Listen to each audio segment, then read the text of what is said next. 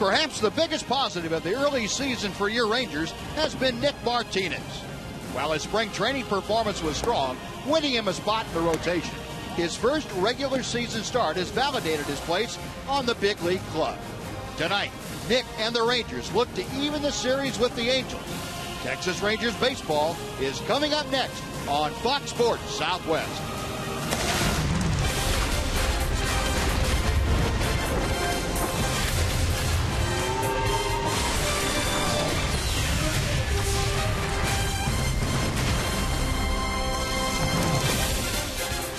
Texas Rangers baseball is presented by AT Uber's TV. It is another cool and cloudy night here at Globe Life Park. Temperature below 60 tonight. Rangers hope to heat things up behind Nick Martinez. Prince Fielder and the Rangers take it on the Los Angeles Angels. And welcome in, everyone, along with Todd Graves, Steve Busby. Delighted you could join us for this Tuesday night of Rangers baseball. And Rangers looking to snap the first losing streak they've had this year. 2 in a row is all it is. They're still only just 1 game out of first place in the AL West. They'll turn things over to Nick Martinez, and Tom, he's coming off a spectacular performance. Yeah, he was terrific, Buzz. We talked about it for the 7 innings that he pitched. He spotted his fastball. They're trying to pitch in a little bit more this year, and I think of all the pitchers, I think he's done it the best in that game against Oakland. He pounded the right-hand hitters in with his fastball. His other pitches were terrific, and it's not just that start. We talked about the strong finish. How strong was it? If you take his last 7 starts, 6 from last year, the first one from this year, his ERA is 191, and that's 42 innings. So it's not just a game here and a game there. That's 7 starts, maybe, a month and a half worth of pitching. That's pretty good pitching. Yeah, that it is. And Nick will be the first one to tell you that he's learning on the fly, and he's also applying a lot of the things that he's learned along the way to each successive start. So look for good things from this young right-hander. Adrian Beltre and the Rangers will try and support him with a little more offense tonight. We'll have the starting lineups in the first pitch of Game 2 between the Rangers and the Angels right after this.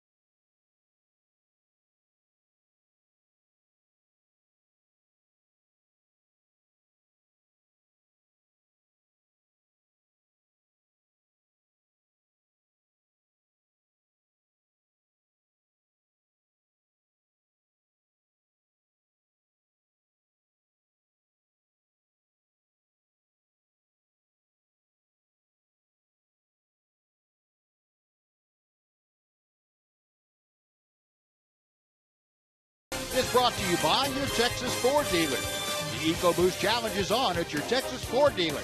Get to your best in Texas Ford dealer today. By AT&T UVerse TV. UVerse has more live TV channels on the go than cable. And by Southwest Airlines. Book your low fare now at southwest.com. Well, the clouds have stayed. No threat of rain here tonight.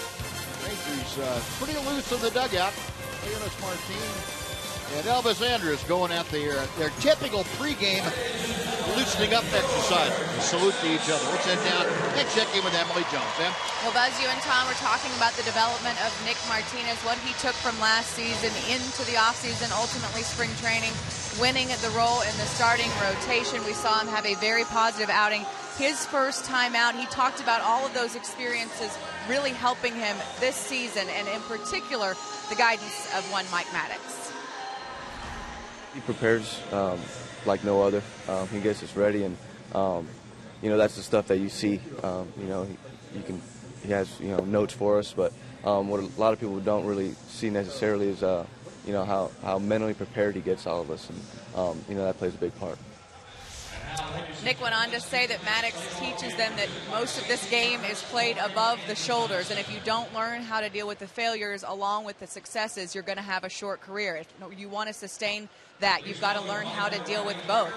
And he's starting to show here early on in his career that he's been able to adapt to that. Also said that Colby Lewis has been a huge influence on him. After all, he said there isn't anything in this game that Colby Lewis hasn't seen or done, guys. All right, Emily, thank you. Well, Nick Martinez tonight will be facing this lineup brought to you by Amiga and presented by 23. Well, the Angels are going to go with Eric Ibar leading off tonight. He plays shortstop. Mike Trout in his customary second spot in the lineup. Albert Pujols bats third, followed by the left fielder Matt Joyce tonight. David Freese, the third baseman, will hit fifth. C.J. Cron is the DH. Chris Iannetta bats seventh as the catcher. In right field is Colin Cowgill, and the second baseman Johnny Giavotella will bat ninth. The Angels winners last night. They snapped the three-game losing streak. Nick Martinez on the hill for the Rangers tonight, building on the last month of 2014. We showed you the numbers at 7 straight starts that he has just been really outstanding. Believes in himself. He now understands what it takes to be a major league pitcher. Now it's just a matter of going to work every fifth day and taking it out there. He has done that extremely well. 2 above average pitches. That being the fastball and slider with excellent command when he is throwing well the way he did in Oakland last week. And Eric Ibar fouling back the second pitch very quickly. Nick Martinez on top of the count. No balls and 2 strikes. A 60-degree evening here at first pitch. Flags pretty much hanging limp out in the outfield. Still nothing at 2.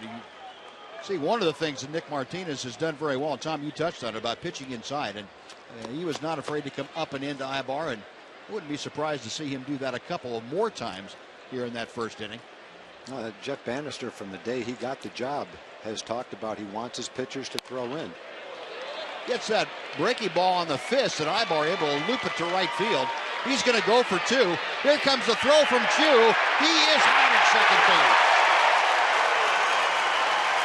Shin-Soo Choo, boy, the advantage of being a left-handed throwing right fielder. Able to reach across his body and then in one motion come up throwing to second, and he threw a strike to Elvis. Well, Shin-Soo got to the ball, and then he takes a little bit of time to throw, but the bottom line is he throws a strike to Elvis, who puts the tag on Ibar.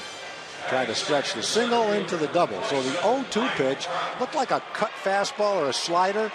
Got it in, but he got enough of it to just loop it in to right field. It'll go as a single, and a great assist from Shin-Soo.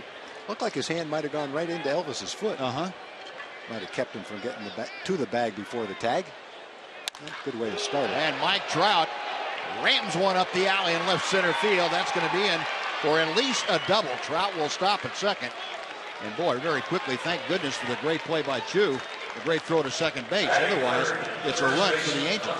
Yeah, and we talked about location last start. This is this is not a guy you want to throw the ball down and out over the plate to on the first pitch, or any pitch for that matter. He's a low fastball hitter, doesn't chase breaking balls very often. If you want to give him trouble, you got to throw the ball up above the waist and preferably pound it in. But if you throw him fastballs out there, that's going to happen all day long. Now, you're not going to get a couple of those back, I don't think. No. They're going to be in the seats. No, somewhere. that was up in the air. That had been off the back wall of the bullpen. You know, it's nice to throw strike one, first pitch strike, but not there to him. Yep. Well, here's Pujols. And an off-speed pitch. That was the curveball that Nick Martinez will mix in. Pujols hitting 154. Took an 0 for last night. He has not had any success against Nick Martinez in 6 career at-bats. Couple of home runs and 3 runs driven in. Tied him up on a pitch inside, and the appeal to first. Dan Iassoni said, nope, no swing. It's 2 balls and no strikes.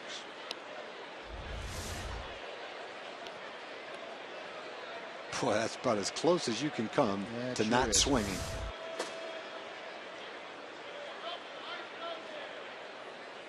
Pujols among the top 5 active hitters in virtually every major category as far as offense is concerned. At bats, hits, runs, RBI, home runs, on base percentage. 2 balls, no strikes, and Martinez back to it. Now 3-0.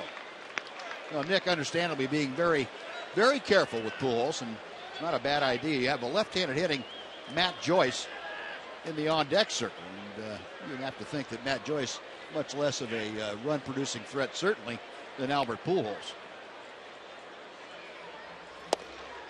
And a breaking ball on 3-0, and couldn't get Pujols to offer. Well, the semi-intentional or the intentional, unintentional walk. 2 men aboard with 1 out. Now let's take a look here very quickly at the Ranger defense, brought to you by Brake Check. Figueroa, Martin, and Chu, left, center, and right. Prince Fielder back at first base. Rougned Odor, Elvis Andrus up the middle. Adrian Beltre, third. Robinson, Torinos is behind the plate. But with Trout at second, Pujols at first, Matt Joyce steps in.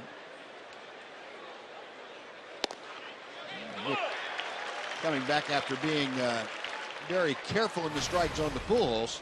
Very aggressive with that first fastball for strike 1. Joyce hitting 174, had his first RBI of the season last night. Limited matchups against Nick Martinez. 1 ball, 1 strike. Matt Joyce in his first year out in Anaheim with the Halos.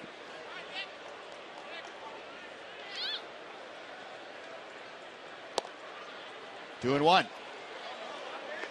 Saw Joyce pretty good numbers against the Rangers. .313 last year. He got a start last night against a left-handed pitcher and was credited with an extra base hit. Should have been an error on the right fielder, Shin-Soo Choo. He was credited with an extra base hit. Hit the ball pretty well. Should have been caught.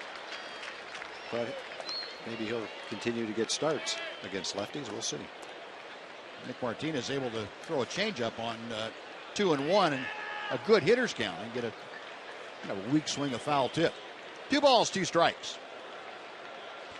Just underway at Globe Life Park tonight. Rangers trying to even this series up against the Angels. Little looping drive. Andrews drops it, and they're going to call it an out. The second base umpire, C.B. Buckner, right there, and he didn't hesitate. It's not an infield fly, but with runners at first and second, it comes out the same way. That was a little bit obvious, I guess, in dropping that ball right at his feet. It's not the easiest thing to do to make it look like you actually dropped it.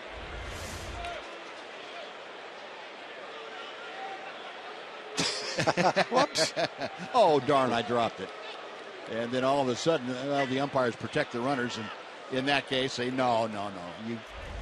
That stayed in your glove a little bit too long, too easy a play. You're not going to drop that. So, 2 outs. Runner still at first and second. David Freese up there.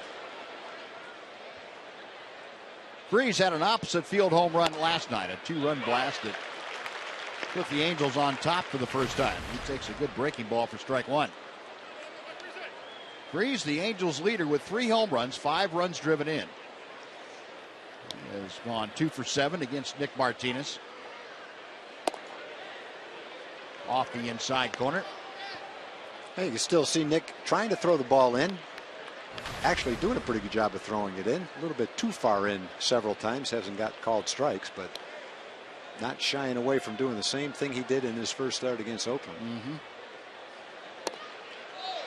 There's a strike, down and away. And if you can establish that fastball in, you make the hitter think about it. That kind of opens up the outside corner. Finally, he finds the outside corner with this pitch. Not sure if that's where, well, he didn't. Probably the lower part of the strike zone. From our angle, it looked like it was outside. Actually wasn't. Trout at second, Pujols at first. 1 ball, 2 strikes the count. Well, broken bat looper on 1 hop right to Prince Fielder. He will win the race to first base, and a nice job by Nick Martinez working around a couple of hits in a walk. The Angels strand 2 after a half inning of play. Angels nothing. Rangers coming up on Fox Sports Southwest.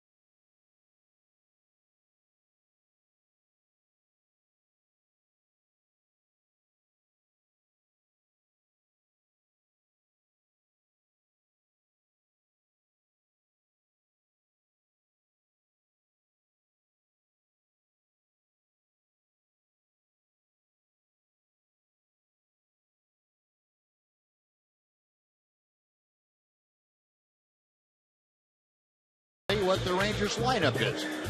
A little bit different look to the Ranger lineup tonight, Buzz. Rougned Odor will lead off. Mitch Moreland moves up to the second spot as the DH. Adrian Beltre and Prince Fielder in their customary spots, followed by the 5th hitter Shin-Soo Choo. Elvis Andrus will hit 6th at shortstop. Carlos Peguera is in left field. Leonis Martin moves down to the 8th spot in the lineup, at least for tonight. And batting 9th is the catcher, Robinson Torinos. And as always, that lineup brought to you by Southwest Airlines.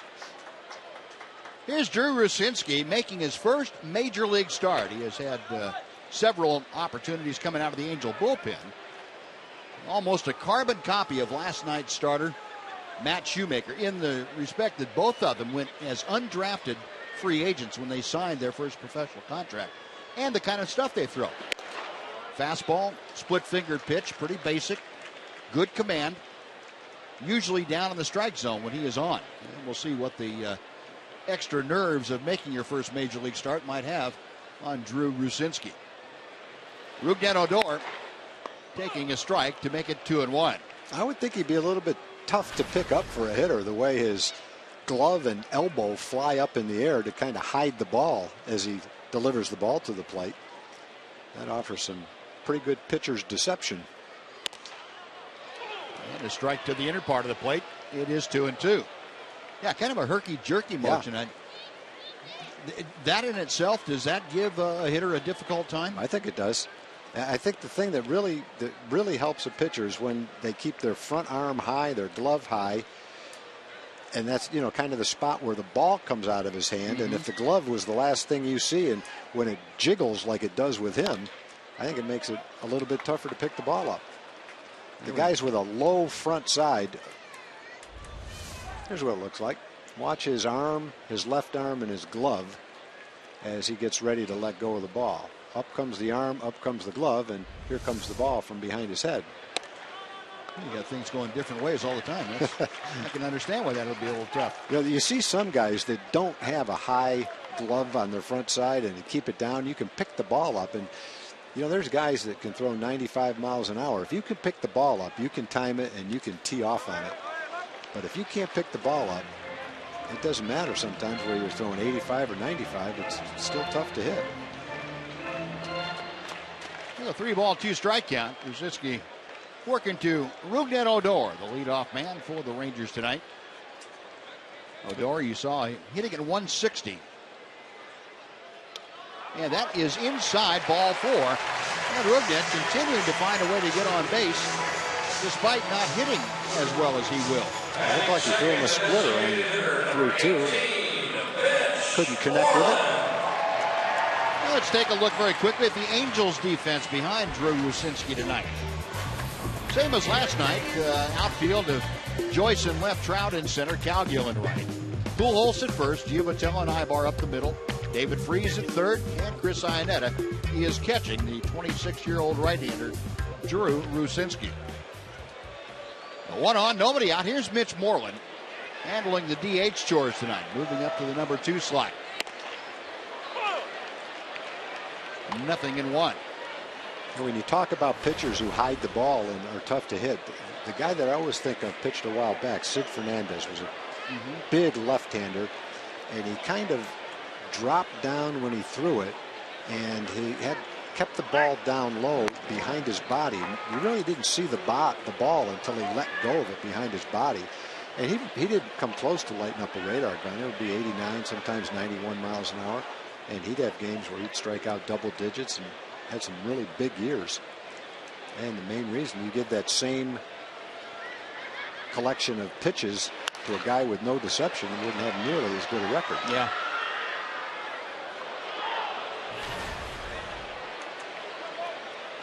Mitch Moreland has gotten on base safely by a hit or a walk or a hit by pitch. 5 of his last 6 games. They used to have a long time ago, back in the early 70s, they used to have a pitching machine that was an iron mic, the arm that flipped the ball toward the hitter. There goes Odor, the pitch in the dirt, and Rougned will just waltz into second base without a throw. A stolen base. Yes, Rougned in scoring position. Well, that's what you want from your leadoff hitter. See some pitches, take a walk, and then run the bases. That's kind of what we're looking for Leonis to be doing. And Leonis will be back in the leadoff spot. Jeff Banister went out of his way to say he is my leadoff hitter. I'm just trying something different tonight. I want to spark. Sometimes you change the lineup up like this and gives a different feel to the lineup, different feel to the players, and maybe it connects. Popped up.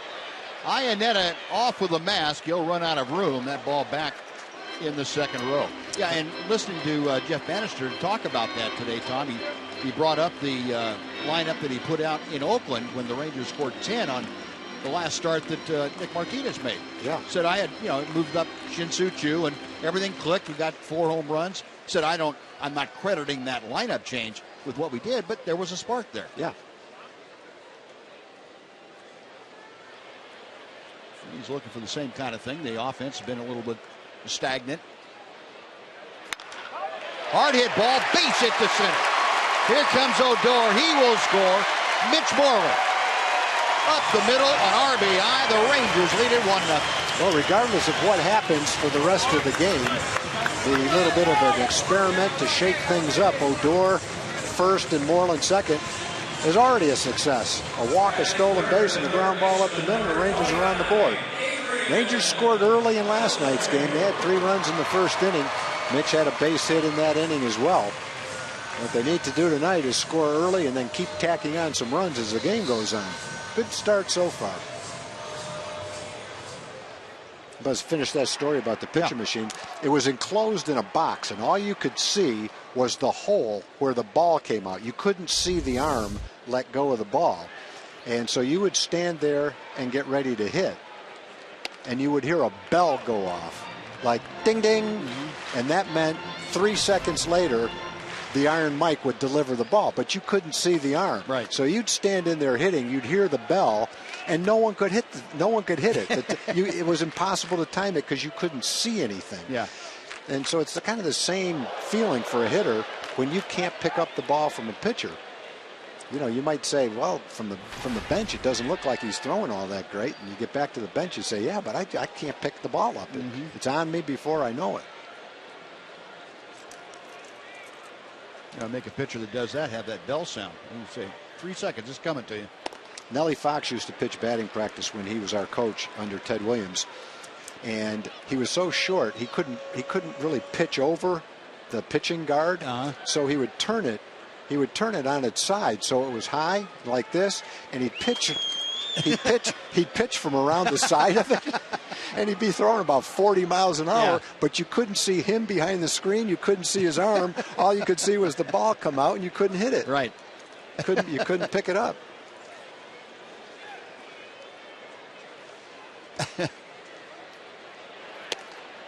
And we had a pitcher named Dwayne Henry who was always one of our best young prospects. He could throw 94 to 96 miles an hour, but he really didn't have much deception in his delivery. It was very easy for the hitter to pick the ball up, and they didn't swing at him like it was a 96 mile an hour fastball. Double play ground ball to Ibar. Giovatello turns it, and a 6-4-3. That erases Mitch Moreland. And 2 outs now for Prince Fielder with the bases empty. Batting for the first baseman, number 84. Adrian hit that ball very similarly to Mitch Moreland as far as being on the ground and how hard it was hit. One's hit up the middle for base hit. Unfortunately, this one's hit right at the shortstop, and it turns into a double play.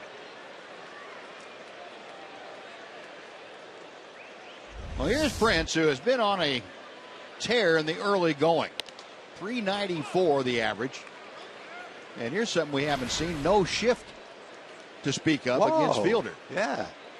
Well, we were kind of speculating the other day. If he keeps hitting the ball to the left side, the advanced scout's going to come back and say, hey, look, I know what the defensive alignment looked like over the last 4 or 5 years, but based on what I'm seeing in the first 4 or 5, 6 games of the season, he's not pulling the ball into the shift. So until he starts doing that, maybe we go back to more of a traditional defense. Yeah, and I think having a guy like Rucinski on the mound that has a pretty good fastball, but he'll throw it away from left-handers most of the time. That plays into that, too. Yeah, sure. That was that splitter, and Prince just able to check his swing. 2 balls and 1 strike.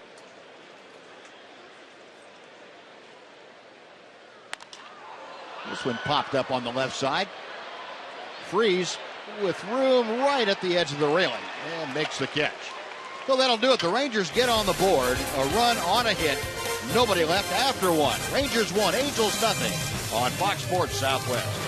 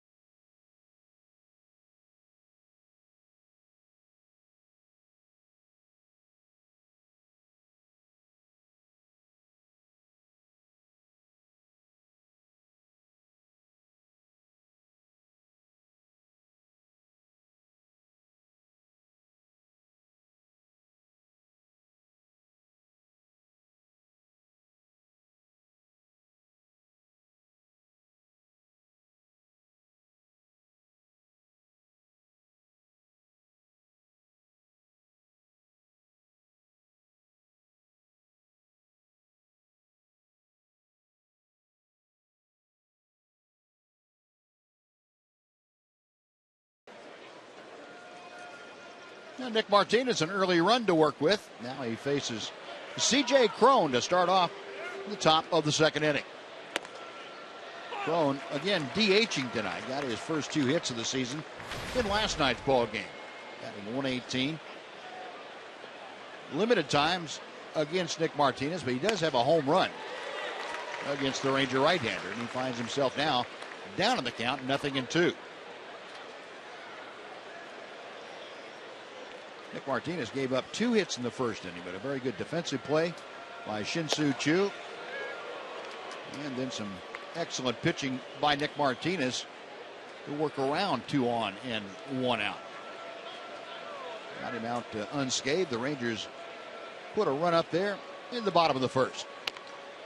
Well, you got that fastball in and in well to Cron. Yep, good job moving the ball in and out.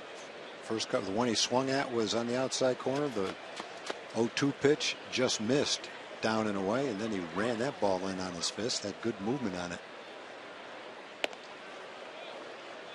2-2 now. Cron in 11 games against the Rangers. 3 home runs, 6 RBI, and a .351 average.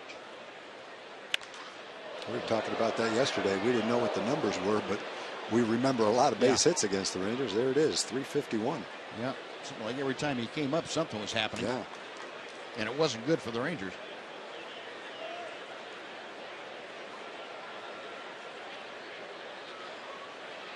Robinson Torinos flashing the signs out. Another 2-2. Got him swinging. Breaking ball, and even though it was up, had thrown out in front. That's the first strikeout for Nick Martinez. Well, with 1 out, Chris Iannetta coming up. Let's check in with Jim Knox. Jim? I appreciate it, Buzz. It is Autism Awareness Night here at Globe Life Park, and Nicole Vasquez is here to tell us about that. Great, thank you. Yes, so Autism Speaks has a national partnership with Major League Baseball, and so across the nation, all of MLB is sponsoring a different night. So tonight happens to be the night that the Texas Rangers has invited us to come out, and they're hosting us this evening. We have over 90 families that are here for autism awareness. And I understand the Texas Rangers took part in that this afternoon in the clubhouse. They wore a Autism light up blue shirt. Right. So Tanner Shepers, working with him, he was so gracious to distribute some shirts to all of the Rangers. So when they were practicing this morning, that's what they were doing. Very nice. And for people who want to get involved and help out, what do they need to do? They need to contact us at dfw@autismspeaks.org and go to our website at autismspeaks.org. All right, there you go. Thank you, Nicole. Appreciate it, Buzz. Thanks, Noxie. Appreciate that. Yeah, the guys decked out in the powder blue out here this afternoon, and they're doing the workouts. Chris Iannetta at the plate, ahead of the count, 2 balls and a strike. Off the plate inside. And the first pitch thrown out by one of the youngsters. Wait, what? Yeah, Shepard is impressed. Tanner said, wait, that a boy. That's the way to throw that ball. A little high. We'll work on getting that down in the strike zone next time. A strike to Iannetta, and the count is full.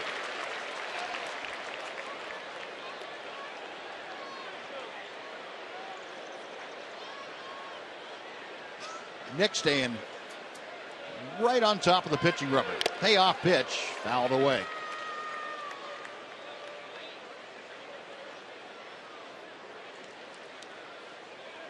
Home plate umpire Lance Barrett going to give Robinson Torinos a chance to walk that one off. That came back and got him pretty squarely on the mask. Shake up your eyeballs a little bit, jar your teeth.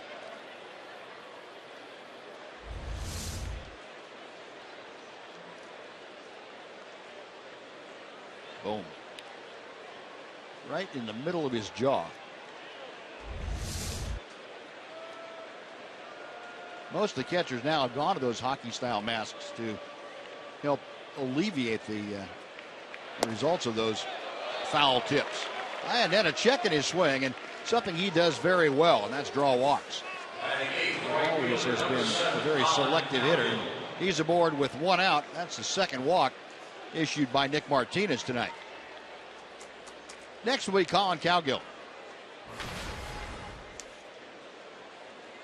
Cowgill, that .231 mark with a home run and a couple driven in. Last night, Calgill batting leadoff had his home run. A 2-run blast that tied the ball game in the 5th inning. He also had a single to go along with that. A little bit low for ball 1. Angels as a team up their batting average some 20 points last night. They're hitting .215 coming into play tonight. Calgill, a .438 average last year against the Rangers. And he hadn't slowed down much. 2 for 5 in last night's ball game. Angels with that .215 average, 11th in the league. They're also 11th with a .271 on base percentage.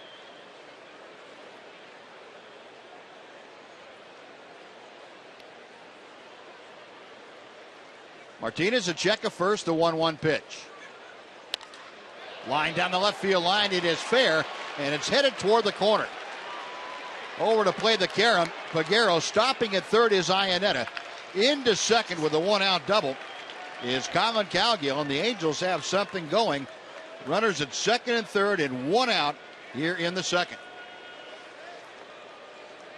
Nick is still trying to establish the same kind of command that he had in his first start in Oakland. Missing a little bit, and that's an off-speed pitch right near the center of the plate. Like a changeup. Then Calgill jumped on it, hit it hard down the left field line. It's a good illustration, Tom. You and I have talked before about guys not wanting to throw changeups if you're a right-handed pitcher to a right-handed hitter. And that's what happens. So you get a little bit leery of that because a mistake runs right back into the hitting zone for that hitter. Yeah. And you get gun shy when you get a ball ripped a few times off you. The pitch up and in to Johnny Giovatella. He's hit by a pitch, and that will load the bases.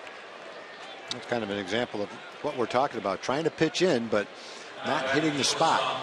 That one a little too far in and hit Giovatella. There's been several in, off the plate, not for strikes, that have gone for balls. We're still trying to establish that command. Mike Maddox out there to slow things down a little bit. Give a pep talk to Nick and get him to refocus and work into the target. And you say, well, doesn't everybody do that all the time? No.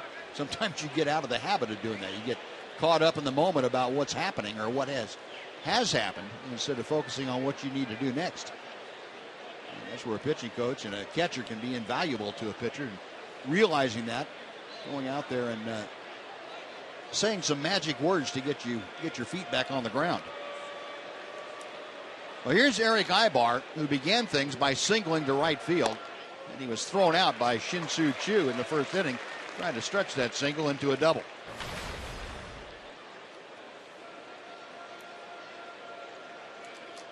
Ibar, a .240 average after that first inning safety. He's got the bases full of Angel teammates. Double play ground ball. Elvis turns it over. 4-6-3. There you go. Mike Maddox suggesting a double play ball, and Nick Martinez says, fine, we'll do that. Okay, I'll try. No runs, a hit, and 2 men are left. After 1.5, Rangers 1, Angels nothing.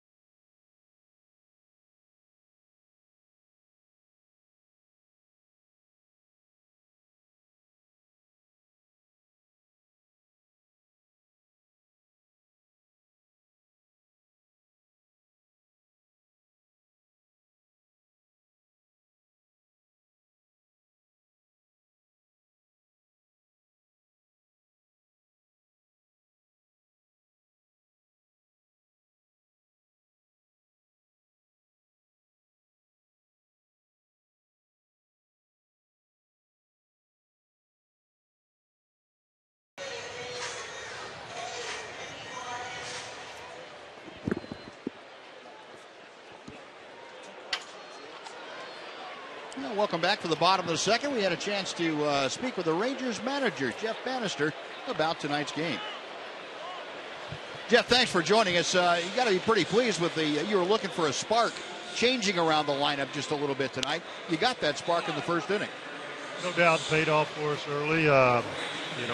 Battling that bat by Odor and Morley coming through and with the RBI single. And,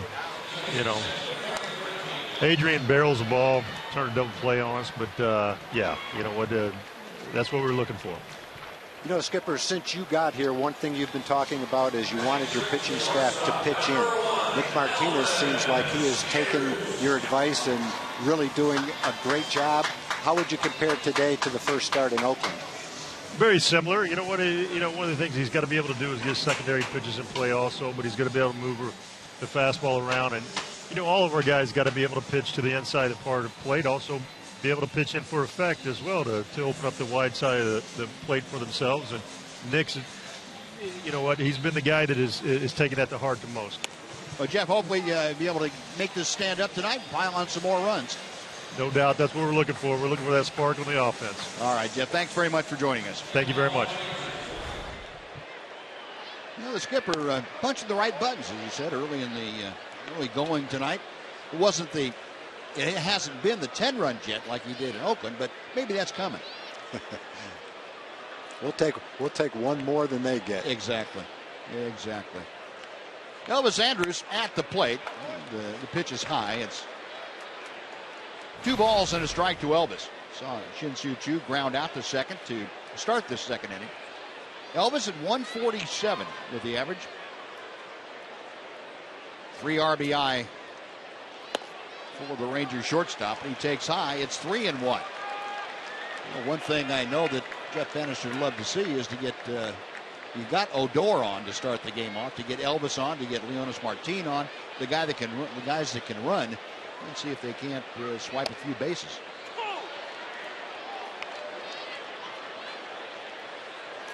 Three and 2 to Elvis.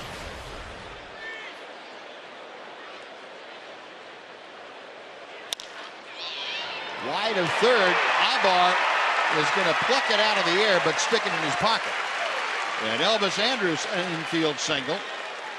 Second Ranger hit of the night. And the Rangers do indeed have one of their base stealing threats at first. Number 43, Carlos Madero.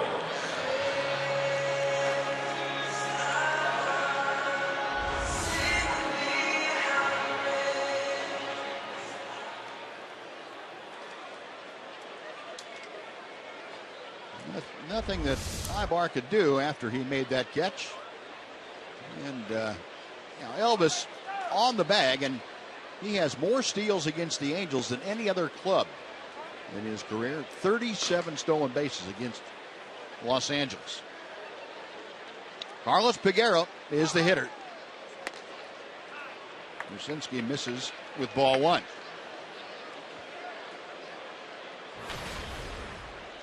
Peguero, no home runs, 1 driven in.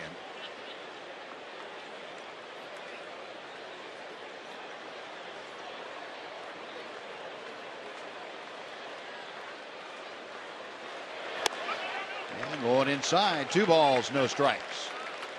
Peguero last night had a double in 3 trips to the plate. The 3 official trips, also drew a walk.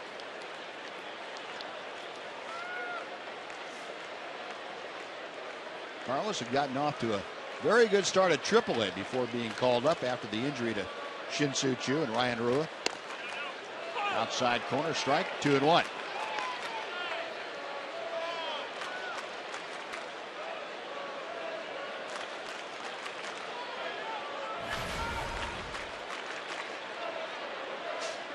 Since coming to the big leagues with the Rangers, been on base 7 of the 13 times he has gone to home plate. Elvis, a pretty good lead. Now time is called. Musinski just holding the ball and trying to freeze Elvis over there at first base. Elvis, in his 1 stolen base attempt this year, was thrown out. Jason Castro of the Astros shot him down. And Hector Ortiz pointing over at Drew Rucinski. Looked like he was indicating to the first base umpire, Dan Iasonia, that he thought it was a balk. Dan didn't really flinch, though. I don't think he even looked at him.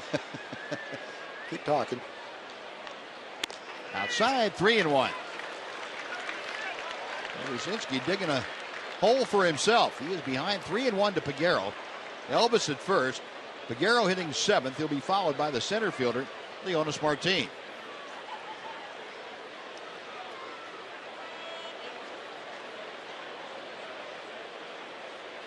Right-hander ready. There goes Andrews. The pitch foul back. And we'll try it again.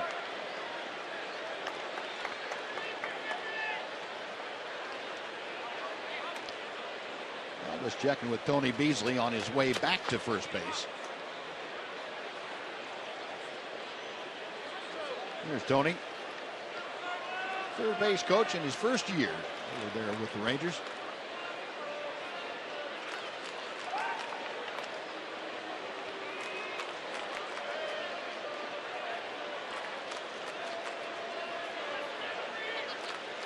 Chris Iannetta checking with Mike Socia with the Angel bench.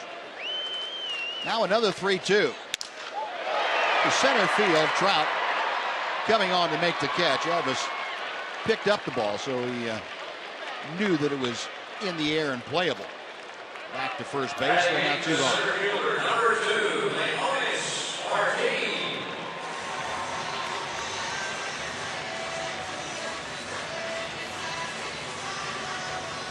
Now Leonis Martin will come to the plate. Martin, a 139 average. He's gotten a hit in each of his last 2 games, but it has been a tough stretch for him. Just 2 for his last 24. Jeff Banister talking today about moving Leonis out of the number 1 slot in the order. He said, look, it's just temporary. I told Leonis it's a one-day thing, just a temporary thing. And he was Jeff Banister was very adamant about Leonis being the Ranger leadoff hitter. Said, I'm just going to take a little pressure off him for a very short period of time, and he'll be right back up there at the top of things.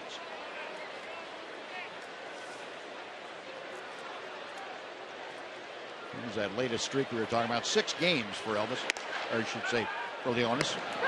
Elvis almost caught a little too far off first. You're talking, Buzz, about Rucinski being an undrafted player. Not only was he an undrafted player, but he spent the better part of 3 years in the independent Frontier League, not even with a professional organization, major league organization. Independent leagues are professional. And signed as a minor league free agent with the Angels. So it hadn't taken him long to get to the big leagues, really, when you consider he wasn't even drafted out of Ohio State. And you can tell this ball's hard to pick up when you see the radar gun speed at 90 miles an hour. And Rangers really haven't put the barrel on the bat very consistently early in the game. They had a couple of hits, a couple of ground balls, but there goes Elvis, a pitch out. The throw to second, not in time. Elvis able to slide around the tag by Ibar. The throw was a little bit low from Iannetta, and Ibar had to make a short hop pickup. By the time he got his glove down, Elvis was in there safely. Well, Buzz, you were talking about the Rangers need to utilize all the different ways that they can score runs, and trying to run the bases and steal a base is one of the ways. And so far in this game, they've done that. Rougned stole second and scored on a base hit. Now hopefully Elvis will be able to do the same thing. The ball bounced, and similar to last night, Ibar had to lift his glove up to catch the hop, and as he did, the hand went underneath it. 2-2 pitch. That's in the dirt. It gets away from Iannetta. Elvis to third. And he will make a turn and threaten going home, but Iannetta too close to home plate for that. Oh, wild pitch. Andrews now just 90 feet away with the second Ranger run.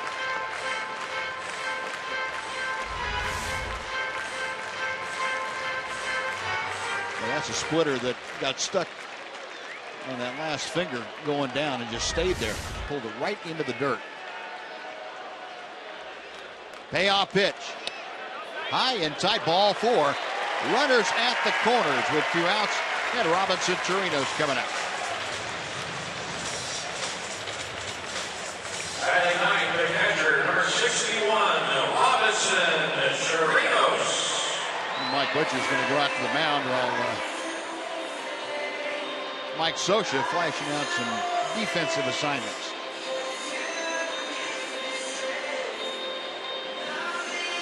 Well, while we have a second here, I'd like to remind you the first dollar hot dog day of the season is tomorrow. Rangers take on the Angels in the finale of this series. Come on out to Globe Life Park for the last game of opening week and enjoy ballpark hot dogs for just $1 each. Visit TexasRangers.com for tickets, or you can call 972-RANGERS if you prefer. They will have plenty of those dollar dogs available for you. The conference concluded. Runners at the corners. Robinson Torinos off to a slow start at 0.77. Rangers, though, with speed on both corners. There goes Leonis. The pitch is a strike. The throw to second, not in time. And Giovatello kind of cheating up in front of the bag. They were going to throw, they threw, but Giovatello is going to make sure that he caught the ball coming toward home plate. They weren't really worried about Martin swiping second. Yeah, when you've got Martin on first and Elvis on second, you really have to be careful. Because if you throw through and he puts the tag on the runner and the runner's safe, Elvis might try to score. And they know Elvis is a good base runner, so they're not taking any chances on letting the Rangers steal a run right there. Elvis is checking it out. The other thing that you can do as a catcher is you can fake a throw to second and hope that you get the runner at third base taking a step toward home plate. But on that particular play, Elvis was just staying home at third base. On the outside corner. And Torinos down on the count now. A ball and 2 strikes. Robinson 0 for 3 in last night's ball game. Trying to pick up a couple of runs for the Rangers here in the second inning. Out of play to the club level on the right side. Still 1-2. Told you about the Angels offense. Rangers offense came into play tonight 13th in the American League at 199 batting average wise. On base percentage just behind or just ahead of the Angels, 274 in 10th place. Rangers, though, 13th in the league in home runs. They have 4. They all came last Thursday in Oakland. The other 7 ball games, they have had nary a long ball. Another 1-2 pitch.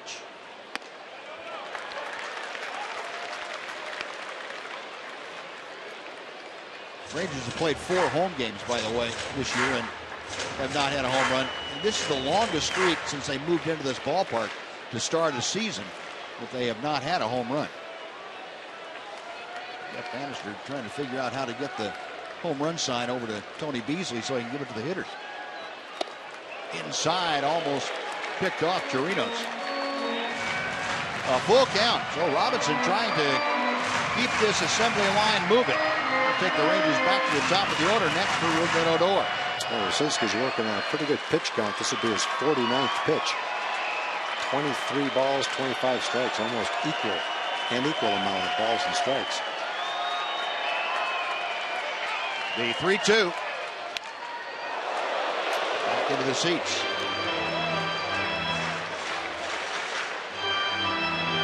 Well, the Rangers able to do something tonight against Rosinski they were not able to do last night against Shoemaker, and that's keep the pressure on him.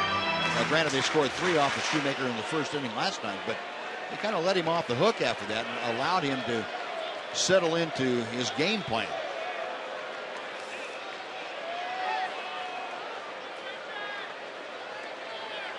And as it turned out, once the Angels caught the Rangers on the scoreboard and then passed them, the offense had gone dormant.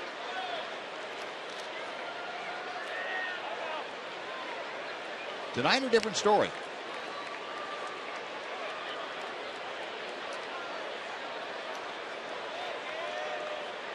Leonis Martin getting his lead from second. Elvis Andrus away from third. Drive to left center field. Up the alley. Long run for Trout. He's there and he can't get it. It falls between Trout and Joyce. 2 runs will score. Torinos at second and the Rangers lead it 3-0.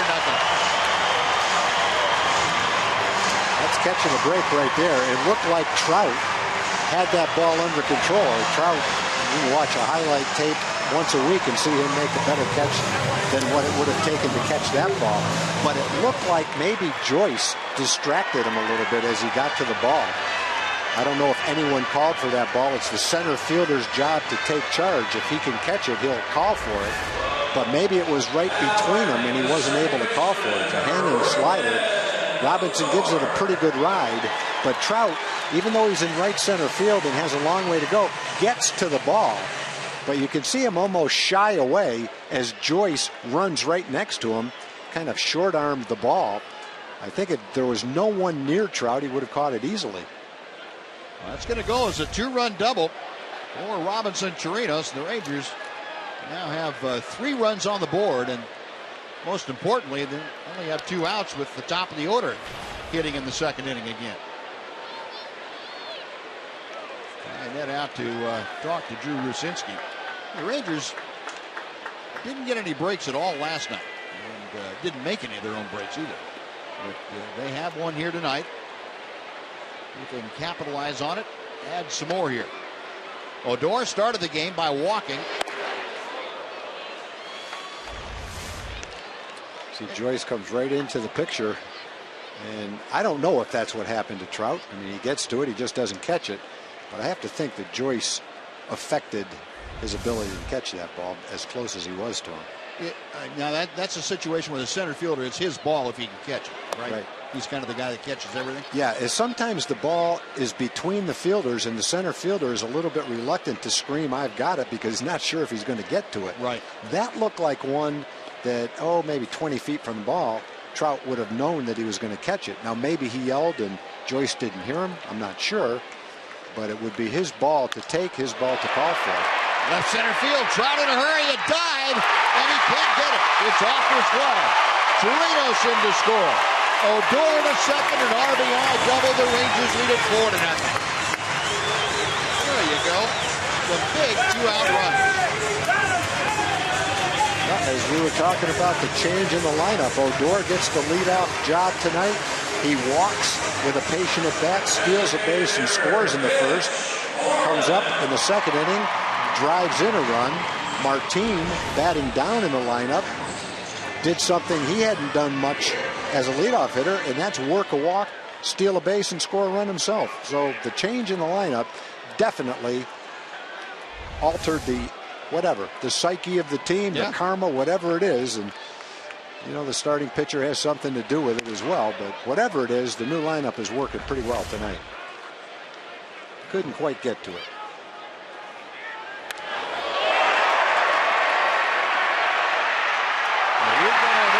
With his 4th RBI of the year, his 3rd double.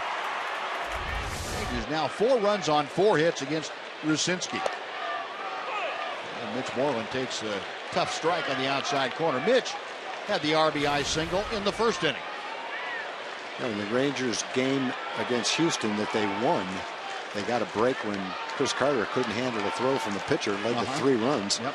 And today, it's a catchable ball for Trout in center field. If he catches it, the inning's over. He didn't catch it, and here's 3 runs in the second. What I was going to ask you about that play, Tommy, is it Joyce's responsibility, the off outfielder, to get out of the way? If he hears him yell. If he hears him? Yeah, I think as a left fielder or right fielder, you go after the ball until you're called off by the center fielder. But if you don't hear anything, then you assume that the center fielder wants you to keep going for the ball. Now you sprint toward the ball. As you get close to it, you hear the outfielder, the center fielder screaming, "I've got it." Then you get out of the way. It didn't look like Joyce heard Trout if he said, "I've got it." Okay. Well, whatever. The Rangers will take all of that. Yeah, definitely. 1-2 to Mitch. in the dirt. Going to third is Odor. A great break. Well, that is something the Rangers have done extremely well. That's anticipate the ball in the dirt. And Odor with no hesitation. As soon as that ball bounced, he was gone to third. Well, already in 2 innings, the Rangers have done more running than they've done in the previous 8 games combined. They've worked a couple of walks. Odor and Martin, both of them have scored. They've stolen 3 bases, I think, already. Very high. 3 balls and 2 strikes. And this is going to be pitch number 59. And there still only 2 outs in the 2nd inning. Drew Rucinski to the plate. Outside and high, ball 4. That puts 2 aboard for Adrian Beltre. 3rd walk issued by Rucinski tonight. Eric Ibar and Chris Iannetta out to try and calm him down a little bit, get him refocused. There's the pitch count in this inning. 27 of them. Mike Sochin put in a call to the bullpen. He's going to get some action going out there just in case Rucinski has trouble with Beltre. Adrian grounded into a double play his first time up. Alvarez, left-hander, loosening in a hurry.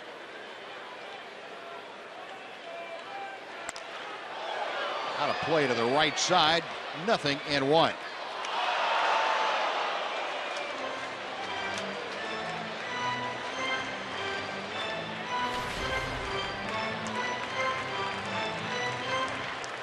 Adrian, great numbers against the Angels since the start of 2013. He has hit better than .350.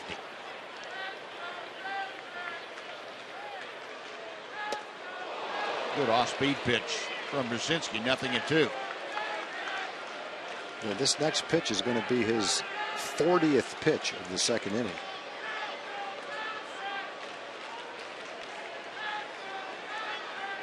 That's an inning. You still remember the inning Todd Stottlemyre had, though, 50 pitches in the 1st inning. Freeze across the diamond, and that will do it. But the Rangers plate 3 runs on 3 hits and lead 2. And after 2, the Rangers 4, the Angels 0 on Fox Sports Southwest.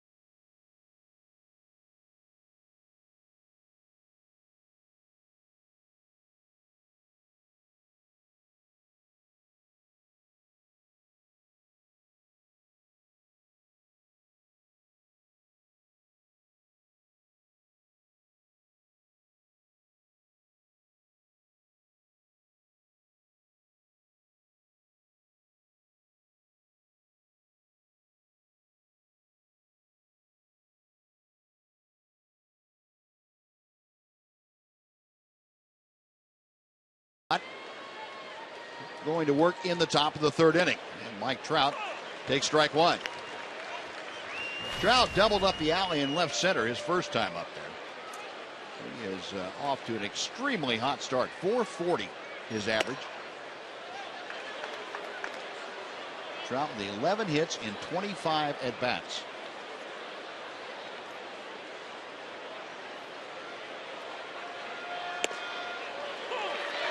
One and two. A good combination. He's jammed him inside with a pitch. Wasn't a strike, but came away, and Trout took it. Key to that pitch away, it was up a little bit. Got him in on the fist that time, and a little weak pop foul out of play. Got that one in there. Now, one thing giving an early 4-run lead does, you can go out and focus on throwing strikes and getting your control back, getting your command back. Nick doesn't have to be so careful with each hitter. And a lot of times that'll lead to getting back where you can spot the ball up when you want to. Just kind of relax a little bit and let the ball go.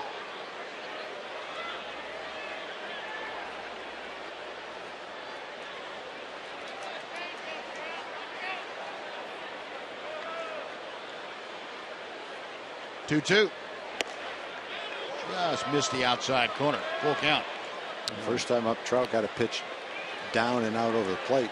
Drilled it into the gap. This time you pitch him a little bit higher. And Fox tracker showing you everything up in the zone, and Good that was pitch. up too. Got him right on the fist. Rougned Odor calling off Prince Fielder for out number one. That's exactly where you have to pitch him. Above the waist, preferably in. Don't let him get the head of the bat out and a pitch down and out over the plate. Now, before Howard Pujols steps in, John Ridigan has a Mazda game break for us. John?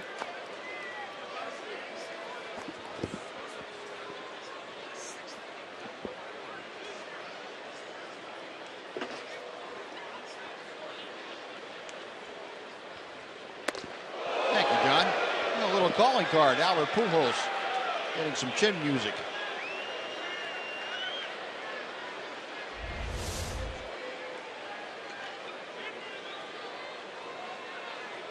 The thing about Nick's ball when he throws it in there, it's not straight. It's coming towards you.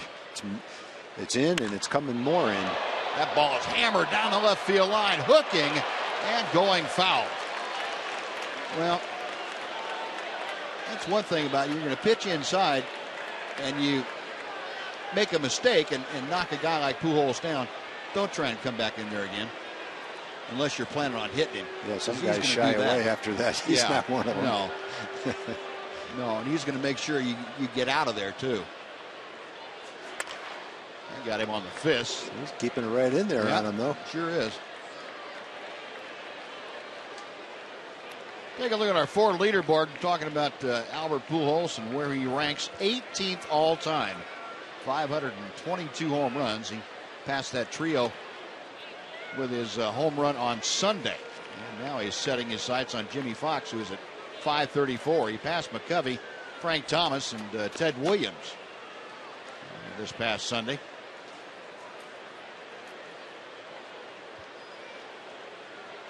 Two and two the count. Couldn't get him to offer a breaking ball. The count has gone full. Pujols drew a walk back in the first inning.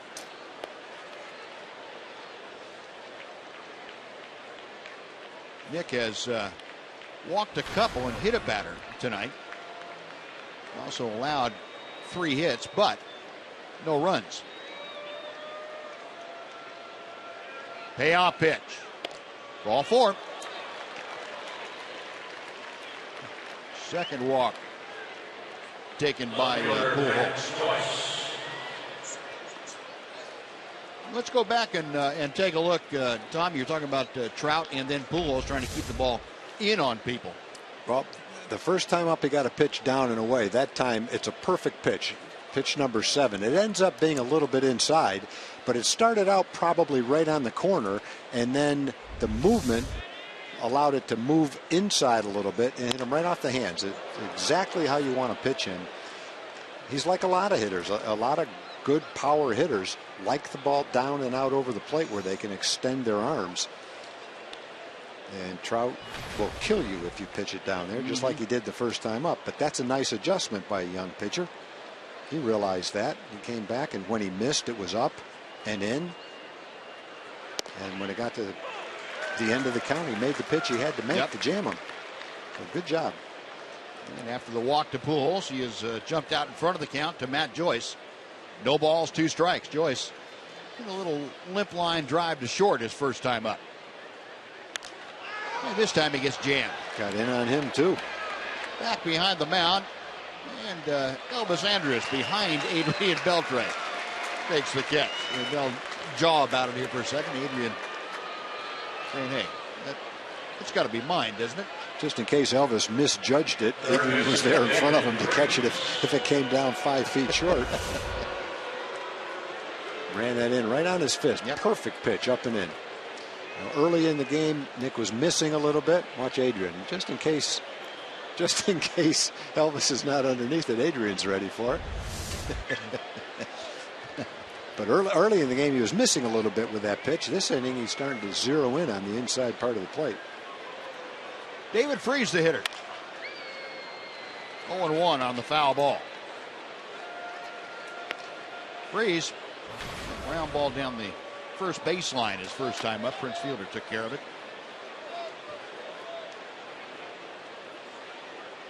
.214 the average for Freese.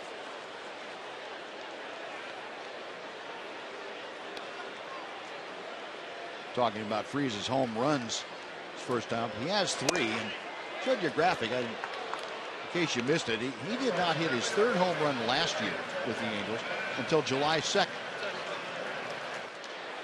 It was a 10 home run campaign in 2014.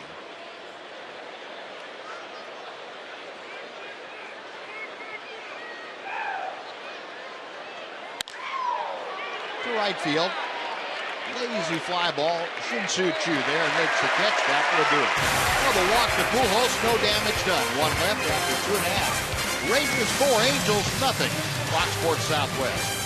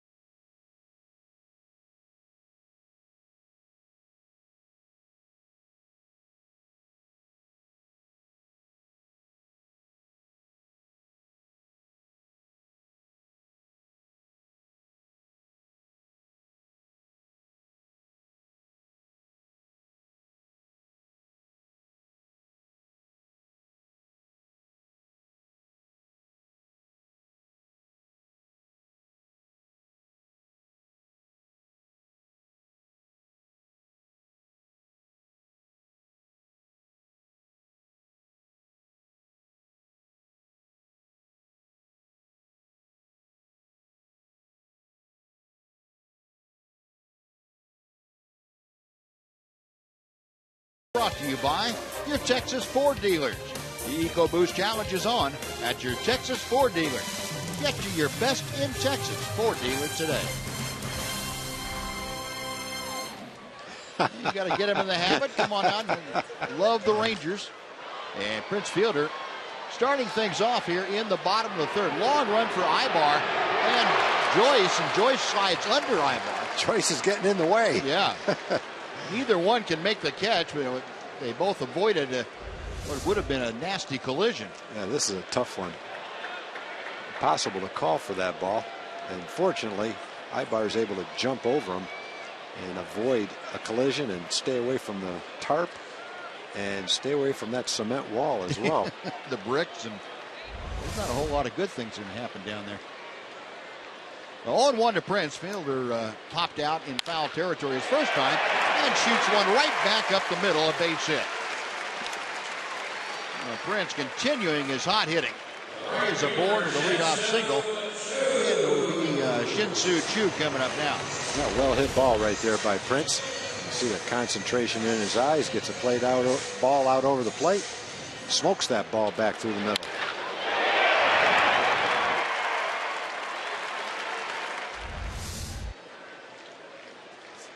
The Fielder aboard with the 5th Ranger hit of the night. Here's Choo.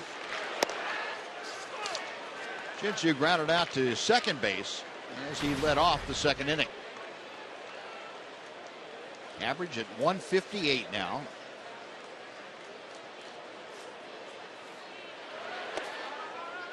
One ball, one strike.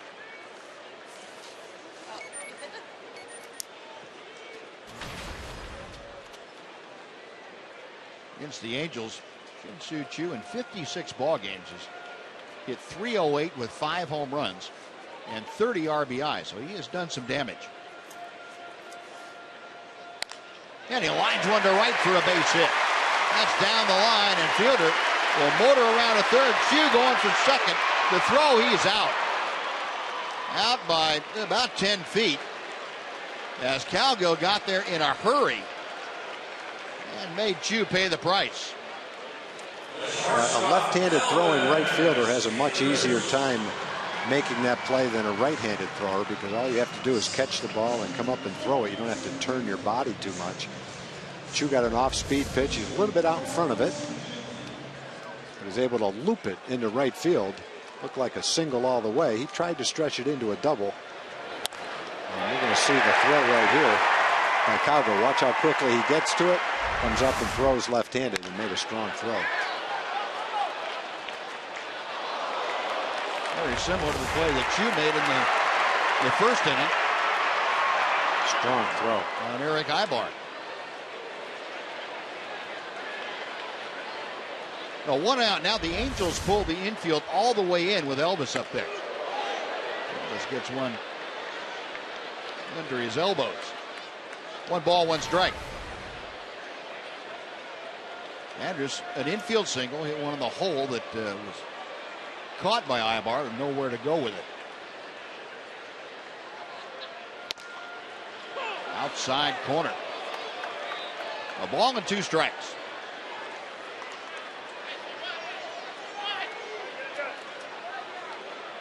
Drew Rucinski at the 70 pitch level here tonight.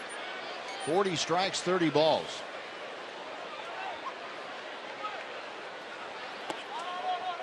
Two and two.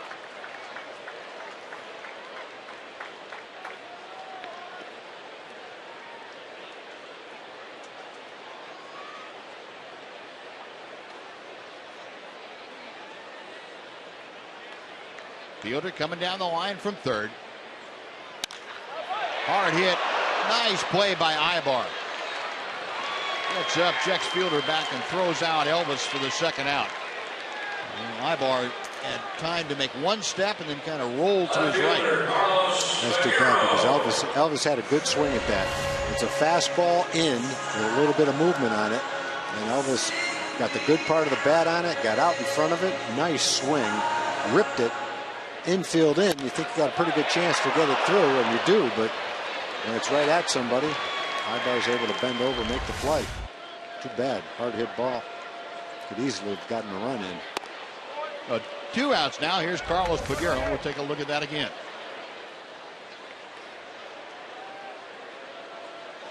Ibar's a good, solid player. Yes, he is. All-star in 2014 for the first time. He has been one of the steadier players at shortstop in the American League for a while. Very steady. Peguero, a fly ball to center field his first time up. 1 ball and 1 strike.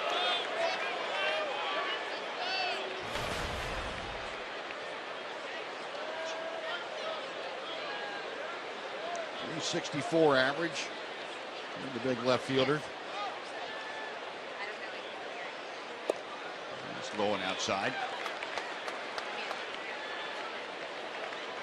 Peguero has spent a bit of time with a couple of teams at the big league level. Seattle, he was up and down with 3 times.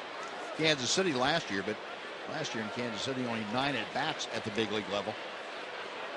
Tom Bastoni, though, boy, he's put up some minor league numbers. 30 home runs last year at Omaha in the Pacific Coast League.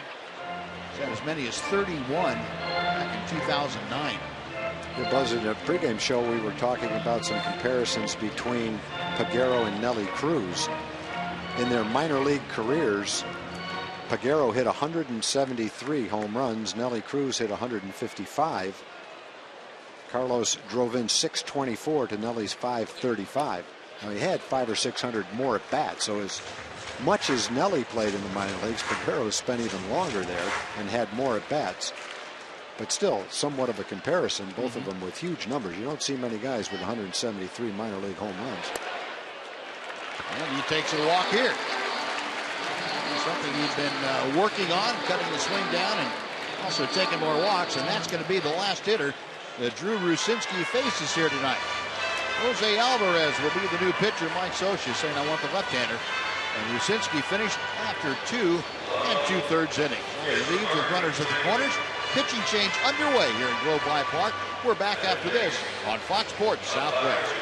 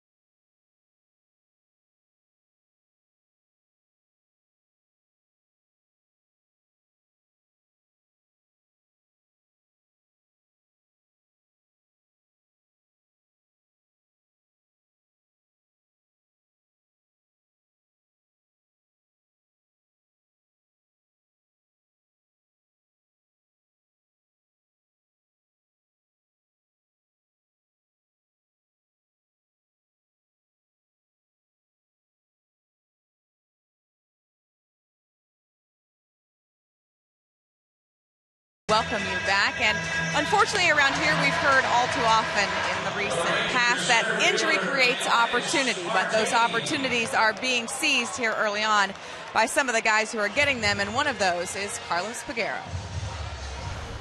I've been learning a lot, and from the times I've become up and down, and you know, you just try to stay positive and be consistent, you know, on the thing can make you good and can make you better. Just try to embrace those things and keep going with it. Carlos, 27 now. He's had short major league stints rather over the last 4 seasons, and he says he's taken something from each one of those. We were talking yesterday in the dugout, and I said, you know who people are comparing you to? And he said, no, who? And I said, Nelson Cruz, you know, a guy who didn't bloom until late but did so here in Texas. And he looked at me and smiled and said, I'll take that. I think Texas would take it too, huh, guys? Yeah, I think so. Yeah, Peguero drew the walk that got Rucinski out of the ball game. Now, Jose Alvarez, the 25-year-old left-hander, on facing Leonys Martin. Ahead of the count, no balls, 2 strikes. That gets by Iannetta far enough to allow Peguero to motor in to second base. So now the Rangers with runners at second and third. And 2 out. Ionetta having a hard time between Rucinski and now Alvarez back there. A lot of balls in the dirt. Able to knock it down, but he couldn't locate it.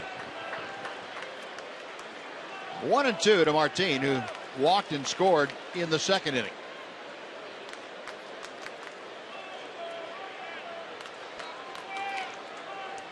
Alvarez, formerly with the Detroit Tiger organization. Matter of fact, he was their minor league pitcher of the year in 2013. Traded over to the Angels before last year in March of 2014. Andrew Romine going to Detroit, and that pitch called third strike on the inside corner.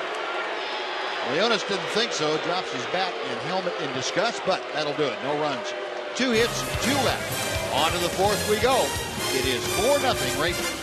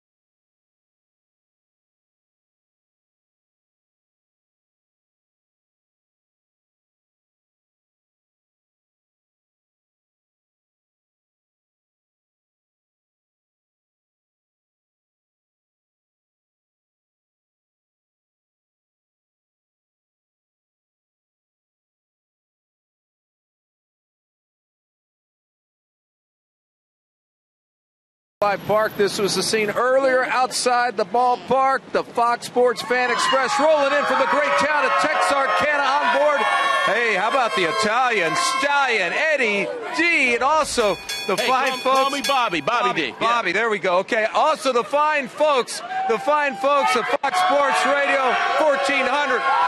We got the best Ranger fans in all of Texas. You got a lookalike. I got my Jeff Banister lookalike contest winner. Yeah. I got our listeners from the Leadoff Man show on Fox Sports Radio. I know we got a lot of boxing gloves, too. Oh, man, we got off to a slow start, but we're going to knock out the Angels, the A's, the M's, and the Astros. We're going to give them a left from Moreland. We're going to give them a right from Prince Fielder, an uppercut from Rook Netador, and then we're going to knock them out. Way to go, Stallions! I like the spirit. There we go. Anybody other knockout punches? Yeah, I'm going to knock out next Nelly Cruz. I want you, Nelly. I want you. There we go. The Fan Express rolling in from Texarkana with the Italian stallion buzz. You can call me Bobby. Yeah. You can call me Bobby. Oh, he just knocked Noxie off. It looks like he wants Noxie's job. Better not mess with Noxie. Noxie works out about 8 hours a day. Yeah. Well, Noxie was interviewing the next heavyweight champion of the world. Mark McLemore, the doctor of defense, joined us here in the booth. Josiah Netta singling to left field with 1 out. He is aboard for the second time. Nice to see you, Mac. Glad you could start by again this evening. I thought I'd do that. Yeah. Bring a little offense. Yeah, tonight we got some already, but we need some more. We can always use more. Yeah, he kind of died last night. I did. Yeah, we all did. I think that it was not good. But tonight's a different night. Got 4 on the board early. We'll keep it going. Keep adding it on. Colin Cowgill had a double to left field his first time up. Angels now with 4 hits, but Nick Martinez is able to keep them off the board.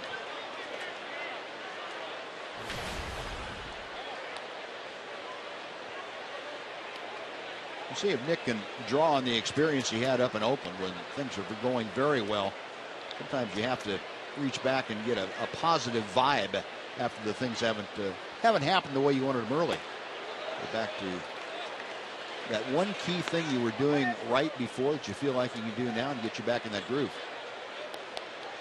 You know, so far what he's been able to do is to make a pitch when he's needed to. And that's one of the things that's kept him out of, some pretty hot water early on. The big pitch was the double play ball that Ibar hit with the bases loaded in the second inning. Leonis Martin meandering over to his left for out number 2. Now let's take a look at the T-Mobile game changers. How about this? Now I want you guys to harken back and see if you remember any hidden ball tricks that were played on you or that you were a part of. Yeah, this was a good one. I don't know if we're going to show the video of it or not. I guess not. I guess we are going to show it. Hang in there. Johnny Giovatello breaking up our video extravaganza here. Okay, here we go. Watch the first baseman. The payoff. Watch the first baseman. A little fake there, but watch what he does here. Okay, he's got the ball. Yeah. Base coach and runner kind of talking to each other. Neither one of them knows who's got it. Guy steps off the bag. You're out.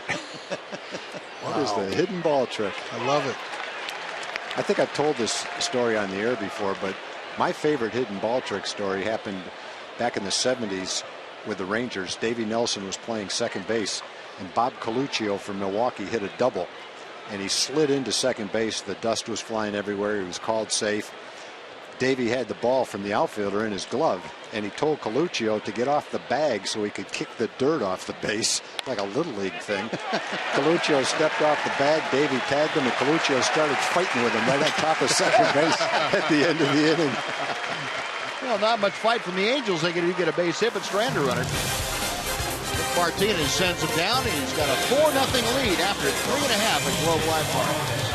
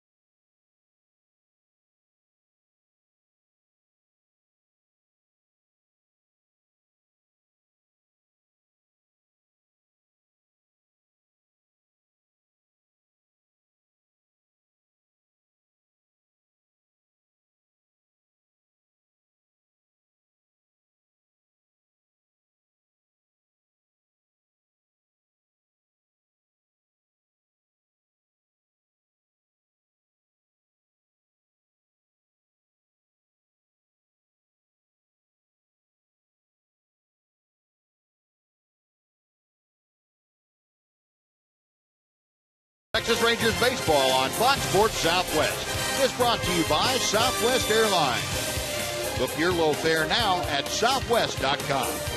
And by the Mazda 6. J.D. Power has awarded the Mazda 6 highest ranked vehicle appeal among mid-sized cars. Now we head to the bottom of the 4th inning. There we go. That's what we're looking for. That is cute. Robinson Torinos beginning the Ranger fourth inning. Torinos had a big 2-run double in that second inning. Robinson, both of his RBI coming on that hit. First RBIs of the year. So, Mac, have you ever seen the hidden ball trick? I have seen it. Actually, I participated. Did you? You pulled it off? I pulled it off. We were in Boston in 1996.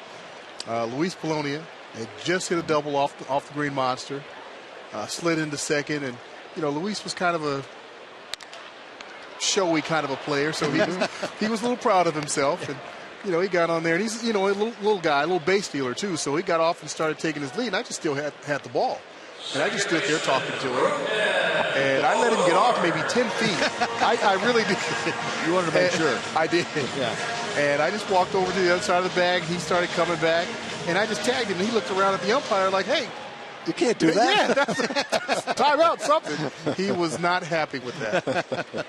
That's the only time I ever pulled it off. It never happened to me. I saw some guys in the minor leagues. Happened to some guys in the minor leagues, but that was the only one at the big league level that I saw. The master of the hidden ball trick is Marty Scott. I played minor league ball with Marty, and when I was a farm director, he was my assistant, but he managed in the minor leagues for a long time. So I asked him before we came on today about the hidden ball trick. He said he pulled it off a couple of times as a player and 4 or 5 different times as a manager. And when he liked to use it was late in the game in a sacrifice situation. He'd give the sign to the second baseman. The second baseman on a bunt would cover first, catch the ball, then walk toward the pitcher as if he was giving the ball back to the pitcher. He would keep the ball in his glove. The pitcher would go strike 3 to Odor. The pitcher would go to the front of the mound and act like he's policing the mound, moving the dirt around to buy some time. The second baseman would walk back to second base, nonchalantly, and if the guy's off second, he would tag him. And if he wasn't, he'd just kind of look at the guy and toss the ball back to the pitcher, and the guy would go, nice try. Yeah. But he said the key is you have to let the umpire know that you're going to try to pull the play. You were lucky the umpire was watching your play. The umpire couldn't miss the one I talked about with Coluccio, but the one that we saw on the screen tonight from the minor leagues, if that umpire wasn't watching, that guy was only off the base for about 1/10 of a second. Yeah. So while the second baseman's pulling this play off, the shortstop alerts the umpire to the possibility. And he said he pulled that off about 70% of the time when you tried it. Said it's kind of a bush league play, but might get you out of a big inning. Who cares? Exactly. Mitch Moreland up there. Nobody on, 2 outs. Mitch has had an RBI single and walked. First time facing Jose Alvarez. Alvarez took over last inning for Drew Rucinski. Worked the first 2 and 2/3 innings here tonight. That fastball just off the outer corner. 2-2.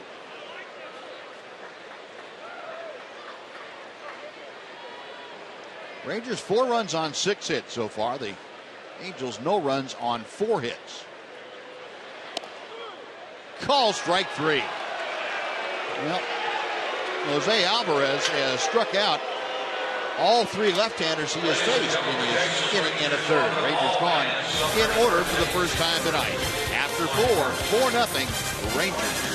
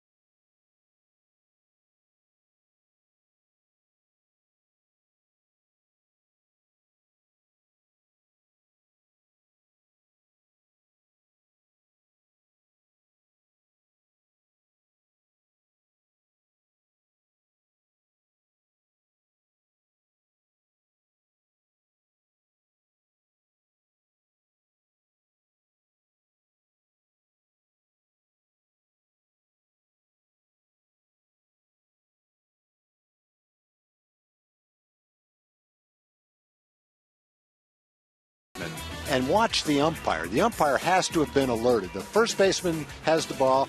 The coach at first is talking to the runner. They don't see it. First baseman wanders over. Guy steps off the bag. He tags him out. Look at the umpires right on top of that ball. There's no way the umpire would have been there unless someone told the umpire, be alert if we try this play. And poor Nunez at first base, he still doesn't know what happened. He thought the guy just hit him. What are you hitting me for? Right. He wasn't leaving first base either. He was staying. Oh, goodness. So the guy's not too aware of the hidden ball trick, but he knows that ice cream in front of him. Yeah. Right now, he really doesn't care about the hidden ball trick. He'll learn about it someday. He's going to make a hidden trick with his ice cream. He might even pull the hidden ball trick someday. Now, Libar grounds out to begin the 5th inning. Now Mike Trout. Trout has doubled and popped out. 1 ball, no strikes. And Nick Martinez getting back to where he wants to be. A little bit better. 1 base runner in each of the last couple of innings. That ball hit well to left field, but it's playable for Peguero. Just got that fastball in enough to Mike Trout. Get it on the not quite the middle of the barrel. We've seen twice to Mike Trout. When you get the ball up and in, you've got a better chance to get him than if you throw it down and out over the plate. And jammed him again. It's not down, it's not away. It's tailing in. Yep. Upper inside part of the plate, off the plate. Big swing. Doesn't cash in because it hit it a little bit off the handle. Good job by Nick after making the adjustment. First time up, he threw one down and out over the plate, and he ripped it in the gap for a double. Since then, he's jammed him twice. Albert Pujols has walked both times, and he's faced Nick Martinez tonight. And Nick comes back with a strike to even the count. You know, Buzz, you hear pitching in, but is that an easy thing to do? Well, no, it's something you have to get used to doing, I think, Tom. And it's it went out of vogue for a while. Being taught that at college, high school, college, and minor leagues. Guys, for some reason, got the idea that by pitching in, you were asking them to hit somebody. Yeah. Or, they became very afraid of hitting somebody. They're afraid to hit somebody. Yeah, one or the other, or both probably. And, when guys, when they got away from it a little bit, then hitters got comfortable, so that when hitters got knocked off the plate, it was like a personal affront. Everybody's, blustery, and they're going to fight right away. Well, it became kind of a problem. And, guys, I think, have gotten back now to learning how to pitch inside and use the area just off the plate on both sides of the plate to work with. Yeah, it's going to be the first 1-2-3 inning for Nick Martinez tonight as he gets Ibar, Trout, and Pujols. Good job by the Ranger right-hander. So we played half the ball game. It is the Rangers 4, the Angels nothing.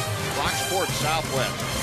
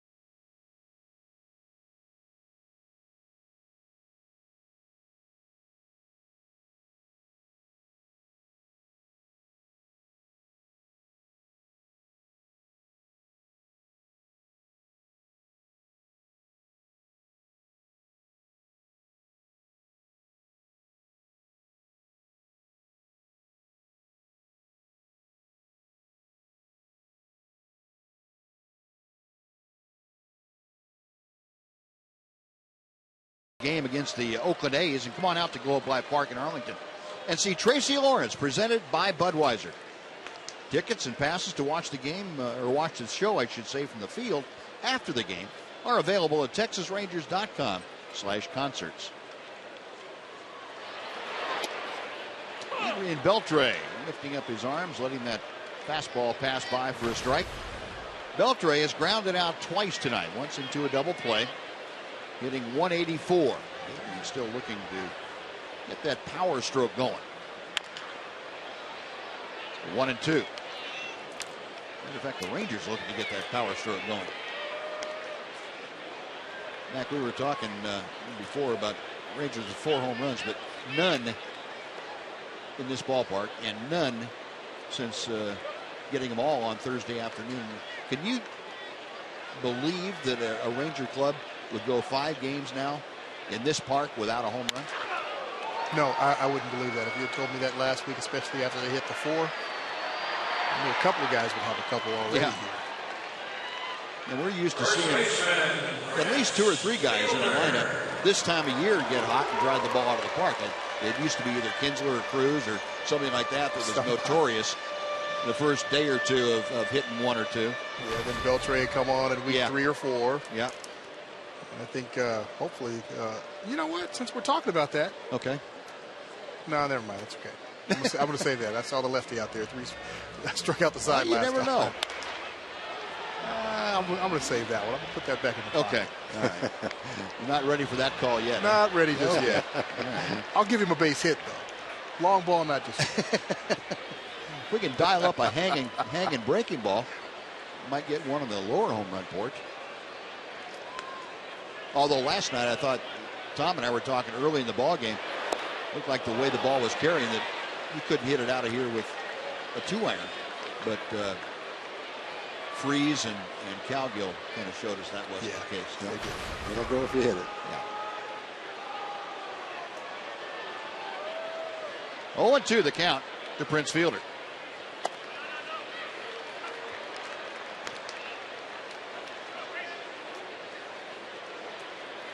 Jose Alvarez,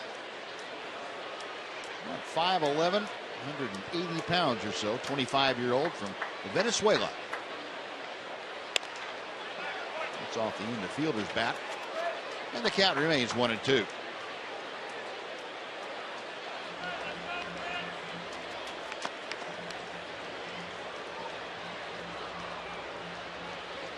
Prince 1 out of 2 tonight, had a single his last time to the plate.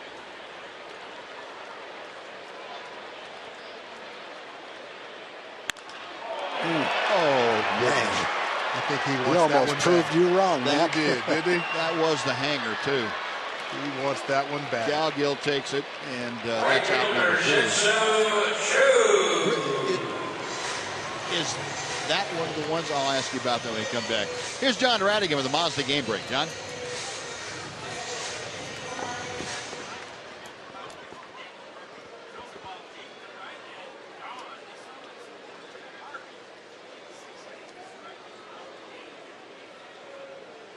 All right, John, thank you. Here's Shin-Soo Choo. Look out. Is this one of the ones you're going to that Prince is going to see in his dreams tonight?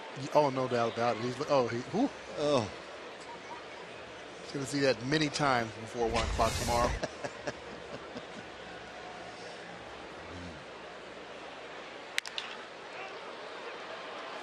Pujols will take it to the bag, and Alvarez been 7 up, 7 down since he came into the ball game. Rangers gone. We've finished 5. Nick Martinez and the Rangers hanging on that 4-0 lead over the Angels.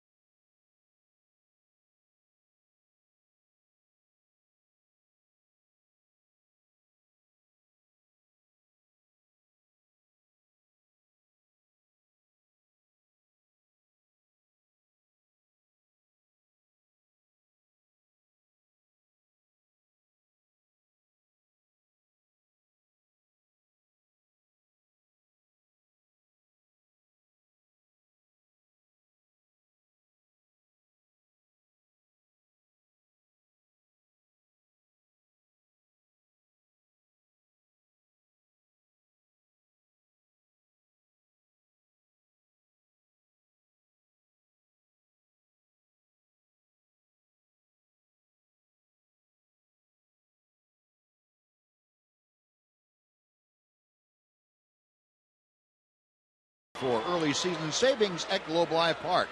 Enter Dr. Pepper as the coupon code at TexasRangers.com/specials. Or you can bring any Dr. Pepper can out here to the ballpark for a savings of at least 25% on most Sunday through Thursday home games. It's the perfect way to watch your Rangers finish the series against the Angels tomorrow afternoon. Offers good April through July. Matt Joyce starting things off for the Angels here in the 6th inning. And he finds himself now down in an 0-2 hole to Nick Martinez, who has righted the ship pretty well. He's retired the last 5 hitters he has faced and 8 of the last 9. Well, that's some pitching right there. He got that right in on the knuckles. Curveball for a strike, change up away. He was out in front of it, and a pinpointed fastball in. Early in the game, he was having trouble pinpointing a fastball like he did against Oakland. But, Buzz, you said it, after the 2nd inning, he's settled down, and he's getting that fastball in on a consistent basis. Got Trout, Pujols, and Joyce, all 3 of them on pitches up and in, right off the handle. And the last 2 times that he's gotten Joyce have been almost identical spots. Yeah, they have. And a good job by Nick Martinez to get that first out here in the 6th inning. Now David Freese has grounded to first, flied to right field.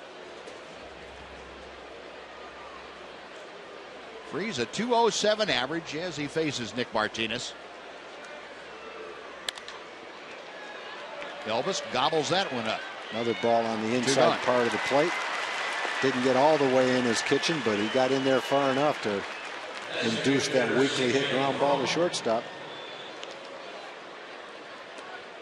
Well, 2 outs. Let's go and visit with Jim Knox again. Jim? All right, Buzz, real quick. We have the Collegiate Middle School from Wichita, Kansas in the house tonight. Dave, the teacher, this is an annual trip from you guys. How many straight years? This is our 18th year that we've come here in a row and come to the ballpark to watch game, learn about the stadium, learn about Dallas. So why the ballpark? It's a beautiful place to watch a game. Architecturally, it's awesome. It's a new park to look old. All right, 18 straight years. Good to have you out here. What's the best part of the road trip? Getting out of school. Getting out of school. Okay. All right. There we go. All right. Appreciate it. Thanks, Buzz. Another fastball in, Buzz. Yep. Crone pops it up. Elvis takes charge of it right in front of Rougned Odor. And it's a 1-2-3 inning. That is 8 straight now. Set down by Nick Martinez and his Ranger teammates. 5.5 in the books. Rangers leading 4-0.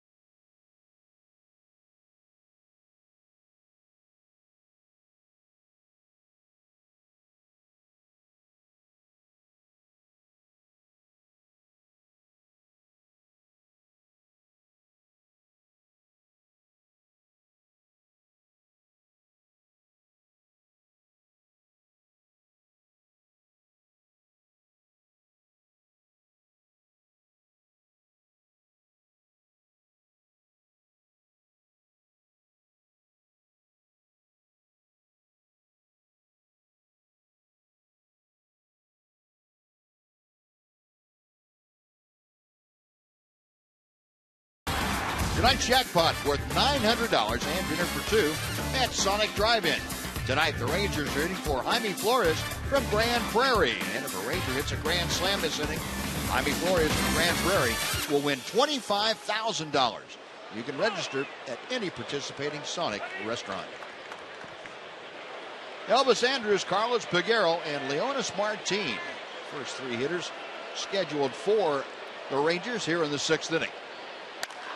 Elvis drive, deep left field. Looking up is Joyce at the wall. Goodbye! A sonic slam winner.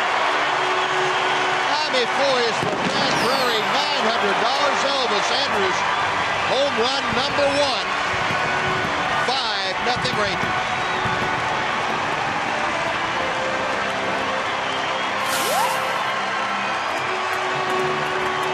Elvis has got something he can get on Adrian Beltre about now. He's got the same amount of home runs as Adrian.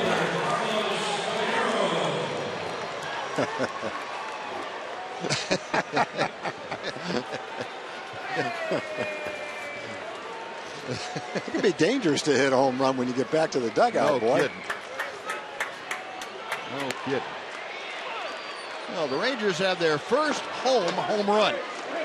And Elvis Andrus got it just over the scoreboard out of that 17-foot wall out there in left field. And Carlos Peguero taking a strike. It is 1-1, or 0-2, excuse me. It looked like a breaking ball down and in. Allowed Elvis to get the bat head out in front, get the ball up in the air, and drive it right out of the ballpark.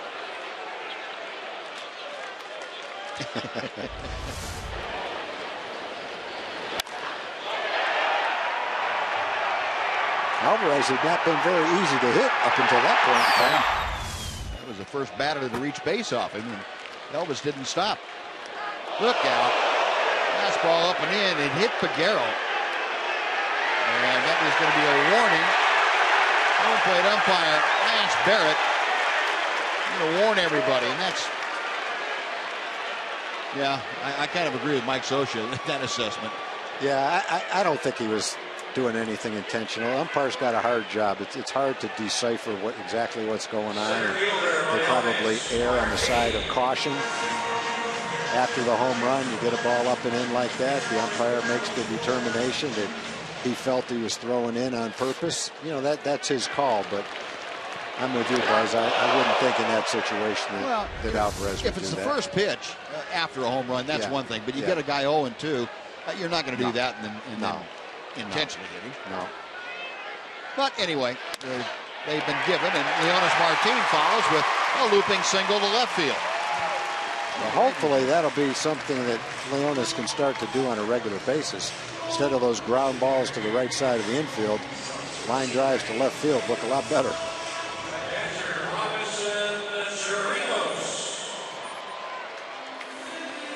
A 2 aboard. Still nobody out. And Robinson Torinos now will come up. Mike Morin loosening in a hurry in that Angel bullpen. As Mike Butcher is going to go out and have a chat with his battery. Jose Alvarez retired the first 7 consecutive Rangers that he faced, and then Elvis greeted him with a home run to left, the hit batter, and now a base hit by Leonis Martin. And it had left him in a hurry. Another note for you on that home run by Elvis. The last home run that Elvis hit was May 21st of last season. I believe that was the one he hit in Tampa Bay. 481 consecutive homerless at-bats. That was the longest in the major leagues up until that point. And Adrian Beltre is probably telling him it's about time. Or something like that.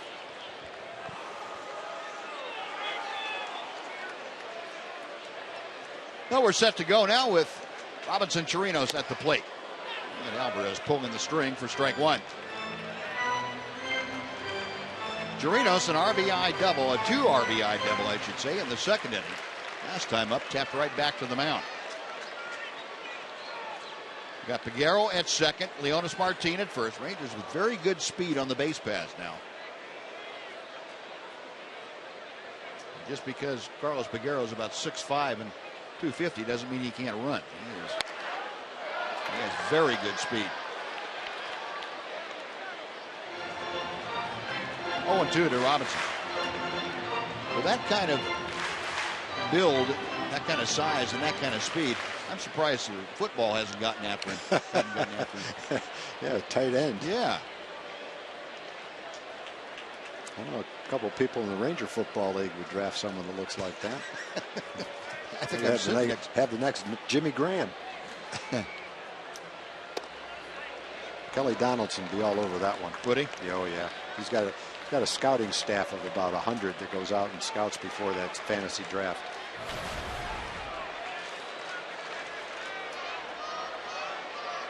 I'm watching how you go through your notes on some of our plane trips. We've all gotten ridiculous about that. I'll tell you. We actually think we know something about it. That's the funniest part. I've never met anyone that played fantasy football that didn't think they were an expert. Really? Oh, yeah. It doesn't matter who you talk to. We all talk like we actually know what we're talking about. Well, that's what makes it fun, right? It does. Yeah. It does. 1-2 to Torinos. I'll say this: we do a lot of homework on it, so we may not be experts, but we have a lot of information. Torinos a drive deep left center field. Trout is going back. He pulls up. Goodbye. Robinson Torinos with his first home run of the year. The Rangers have broken it open. 8-0.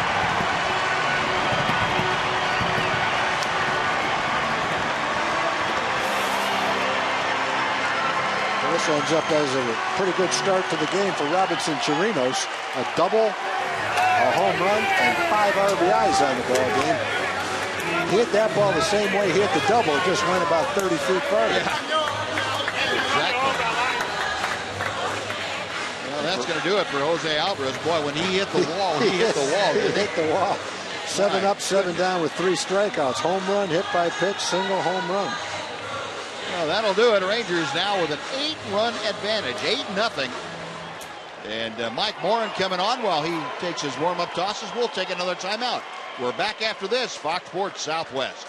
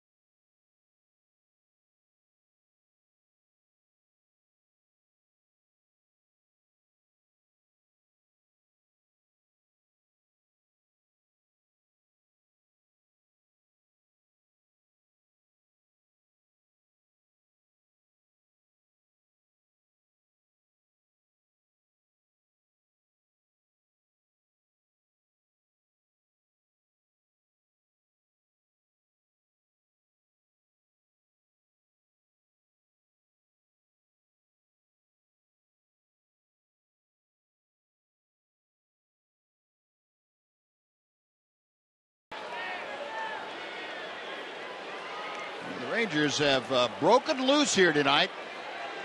8-0. They are out in front, and Mike Morin becomes the third pitcher used tonight by Mike Scioscia for the Angels. And that guy we were just showing, that guy looked like a golfer, boy. Sometimes you can just look at somebody and know he's a golfer. Look, Texas Golf right on his sleeve. There you go. Dan Dykert. I saw him play golf too. He can play.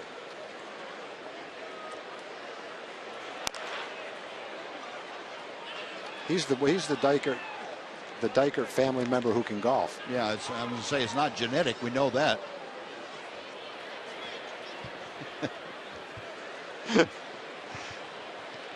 That was kind of hitting below the belt. His brother Kurt's a darn good golfer too. Numbers on Mike Morin, 2 1/3 innings of work. And Rougned Odor fouls it back and out of play. Odor tonight, a double in 2 official trips. Had an RBI double in the second inning. Started this game off by walking, stealing second, and scoring on Mitch Moreland's single to center field.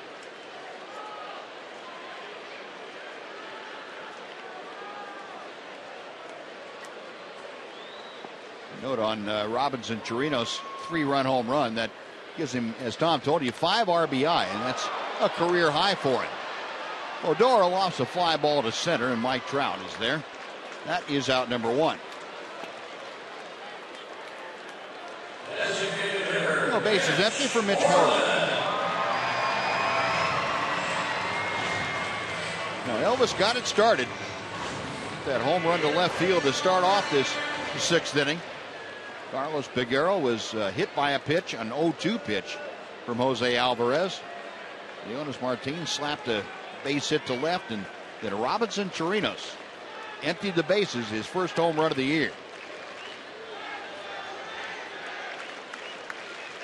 Mitch 1 for 2.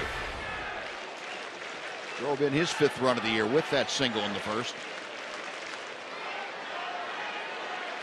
Moore had an outstanding changeup and a good fastball. That one at 91 miles an hour up above letter high.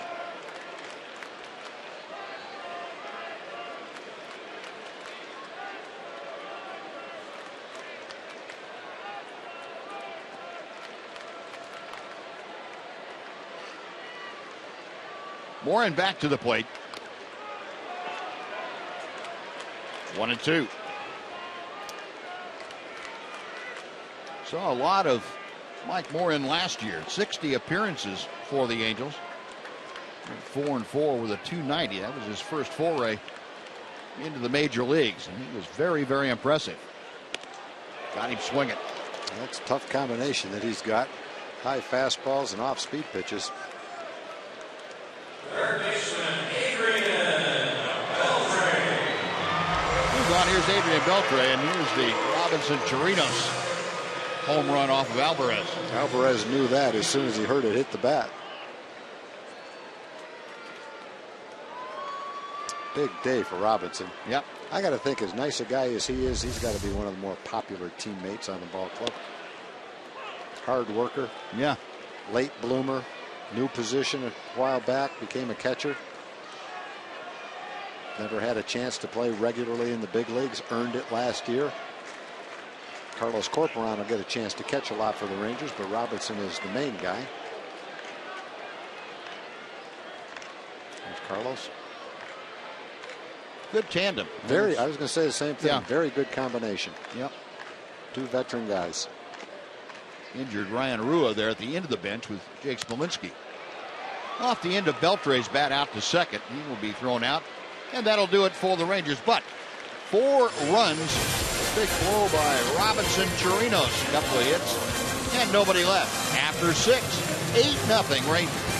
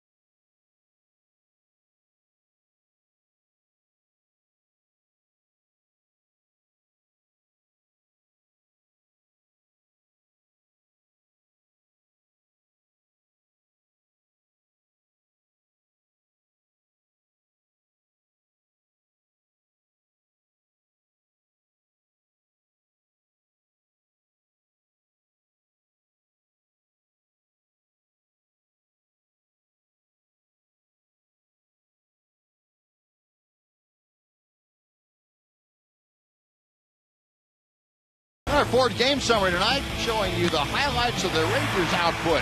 Rougned Odor batting leadoff for the first time tonight. Had an RBI double in that Rangers second inning. Elvis Andrus with the first Ranger home run at home this year to lead off the sixth. And that was followed by the big blast, Robinson Torinos, a 3-run bomb into the Angels bullpen.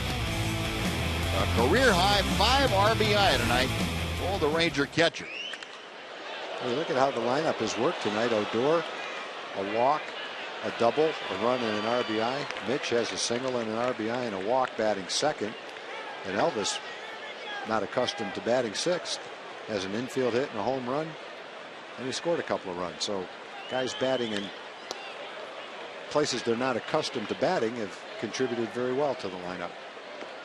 And let's go down to Emily Jones, who has some more information on it. Yeah, I was talking to Rugi today about his approach being the leadoff man. He said, I'll have the same approach. And I said, we see you as a free swinger. So we've noticed that you've tried to be more patient, take more pitches. And he said, yeah, I worked on it when I was in Venezuela playing for, a couple of months.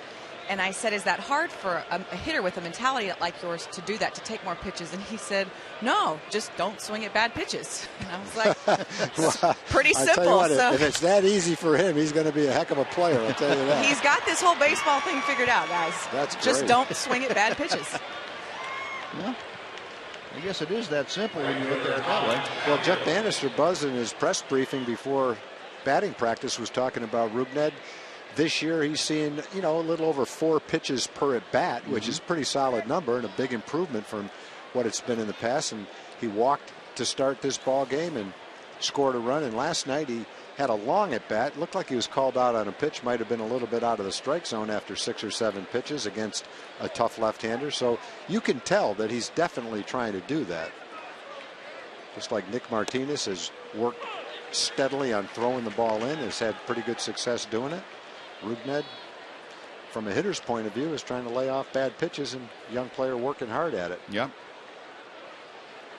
Yeah, tonight's paid off, and this is one of the spark that Jeff Banister was looking for. And he got it here this evening. Colin Cowgill at the plate. Beltre, tough short hop, picks it up, throws it underneath the glove of Rougned Odor into right field. On around to third goes Chris Iannetta. Well, Adrian, in a hurry, made a great pickup on a short hop, and then it looked like he hurried his throw and threw a sinker over to second base that got down below Rougned Odor.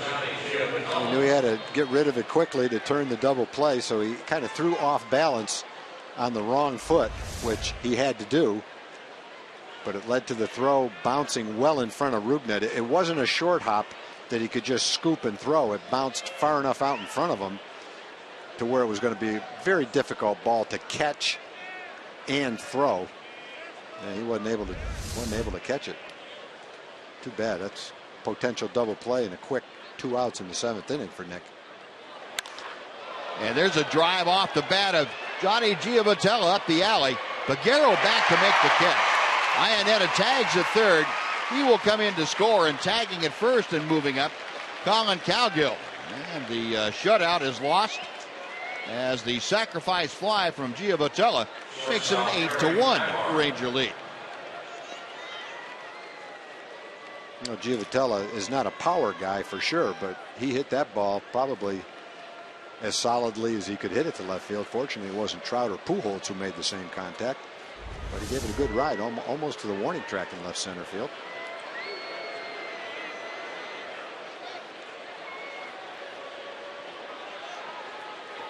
So 1 out now with Cowgill at second. Back to the top of the Angel order for Eric Ibar. Martinez fires strike 1.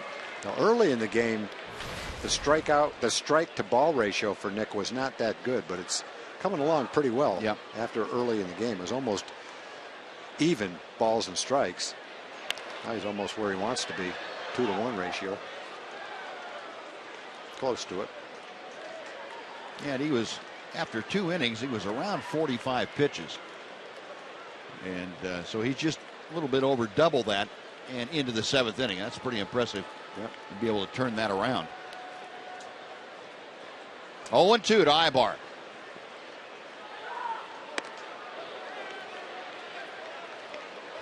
Ibar tonight singled in the first and was thrown out trying to stretch it to a double. Phil Klein getting loose in the Ranger bullpen. Ibar also is grounded into a double play and grounded to second. 1 for 3 with a .222 average.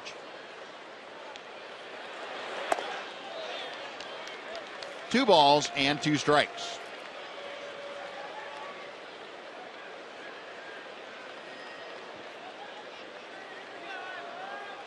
'24-year-old Nick Martinez from Hialeah, Florida, by way of Fordham University. Again, gets a fist shot from Ibar. Beltre with room. And Adrian makes the catch near the Angel dugout, out number 2. Boy, since the second inning, I have no idea how many it's been, but it's been at least 7 or 8 good fastballs up and in that have resulted in weakly hit balls right off the handle. So he's done a masterful job of that after the second inning. Take a look at our Kubota power stats. Nick Martinez, 3 career starts against the Angels, a 188 batting average against him, on base percentage of meager .240, and 4 strikeouts for every walk. That's some pretty strong numbers for Nick Martinez against these Angels. Well, here's Mike Trout. Trout had a ringing double in the first. Since then, he was jammed, 2 of those jam shots you were talking about, Tom. Yep. Martinez got in on him very nicely.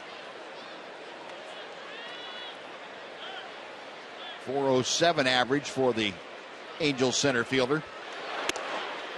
He's trying to do the same thing. He's just missed a couple of times. Well, the last 2 times up, he had, if you look at our Skag pitch tracker, he had Trout in a position where Trout almost had to swing. There were 2 strike counts. Yeah. And he went with the off-speed pitch there and got a weak foul ball. Big difference. You got a guy 2-1 as opposed to 1-2. And what goes through a hitter's mind, isn't there, Tom? Sure. When it's 2-0 and you're heading the count, you're geared up to hit a fastball and drive in a run. And pitchers that can throw something other than a fastball in a fastball count have a huge advantage over the guys that feel like they just don't have success doing it that way. In the big leagues, you almost have to be able to do that, don't you? Yeah, I think so. Throw something other than a fastball, 2-0, 3-1. Yep. At least enough to where there's some doubt in the hitter's mind. That ball's hit high and deep to left center field. Peguero and Martin back. Peguero at the wall and makes the catch up against the padding. Well, Mike Trout gave it a ride, but Carlos Peguero back at 389 feet 9 inches, right in front of the 390 mark. And that will do it for the Angels. A run on 1 hit, 1 error, and 1 left. We'll go to the bottom of the 7th, 8-1 Rangers.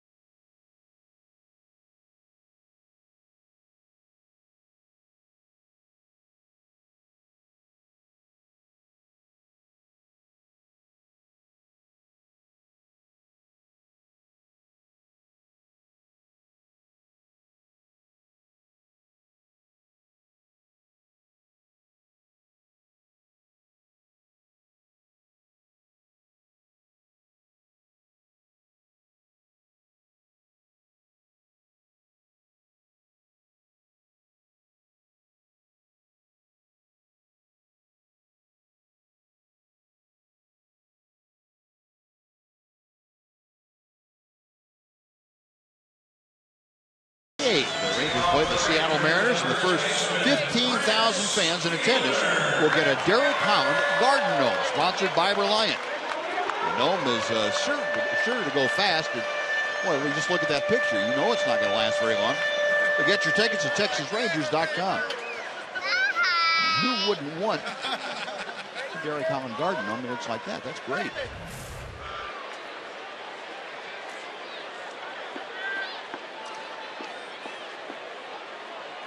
And there's the non-Garden Gnome variety of Derek Holland. New pitcher on for the Los Angeles Angels. That would be Fernando Salas, of late from the St. Louis Cardinals. Up and down with the Cardinals the last 5 years or so. This is outside. Salas, a 29-year-old. Came over along with David Freese. Peter Borges and Randall Grichuk went to the Cardinals in that deal.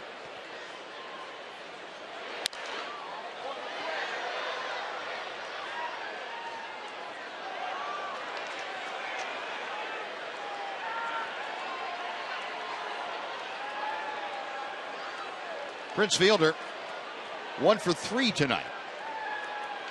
He just missed his first home run, hit a sky-high fly ball to right field he got under last time up. He just gets a piece of that. Angels have a lot of defensive changes. We'll catch you up on those as we get them in hand. Fielder, Chu, and Andrews. First 3 Rangers in this inning.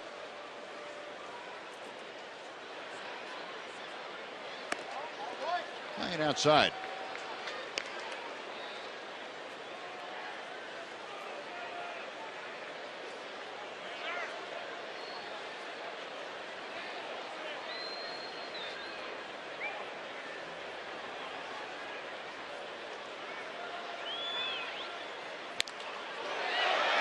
Into right field, a base hit. That is a well-placed hit. There was not much room between those two guys.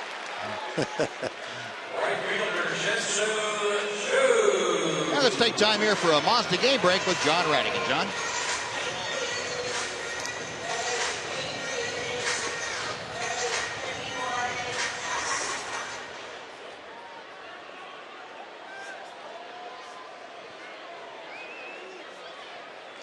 Thank you, John. Appreciate it here. The Rangers have an 8-1 lead and trying to do some more damage. Shin-Soo Choo rips through a fastball from Salas. It is 0-1. Choo, a third inning single. That's sandwiched in between a couple of groundouts. Another multi-hit game for Prince Fielder here tonight. Boy, he has gotten off to a great start. Not much power yet, but that's going to come. He's making great contact and driving the ball to all parts of the ballpark.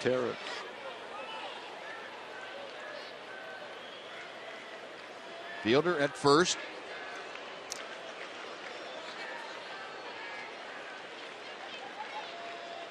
Salas checks him.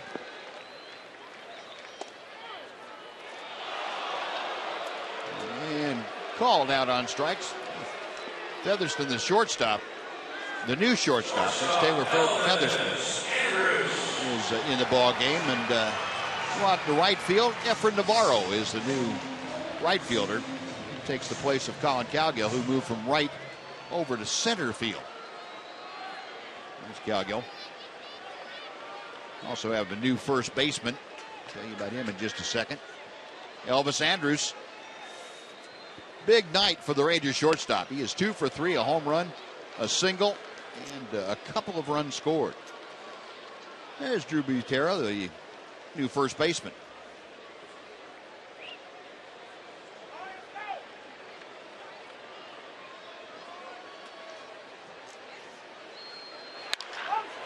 To right field.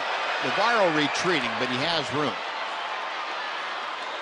2 gone.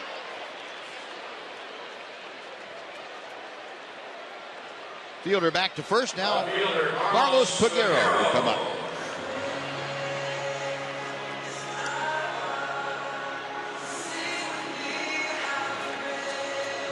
Peguero hit by a pitch last time up. Also walked. 0 for 1 officially. Peguero, though, with the crazy on-base percentage, he's been getting on somehow. He's now been on base 9 of 16 plate appearances. Yeah, he's doing some good things when he gets a chance to play. He's handled himself pretty well in the outfield, too. Yes, he has. I can't remember seeing him play the outfield that much in what looks we've had at him. I can't either. I've certainly been impressed by how well he runs. Yeah. Logan Verrett. Along with Phil Klein. Out there in that Ranger bullpen.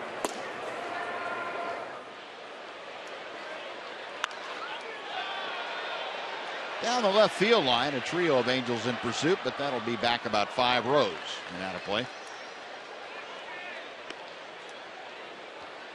The Texas Rangers Suite Rental is the perfect way to entertain your clients, family, and friends this season. All regular season nightly suite rental packages include parking and food and beverage package. Visit TexasRangers.com/suites or call 972-RANGERS extension 3 for details. Another foul ball, still 0-2 to Peguero.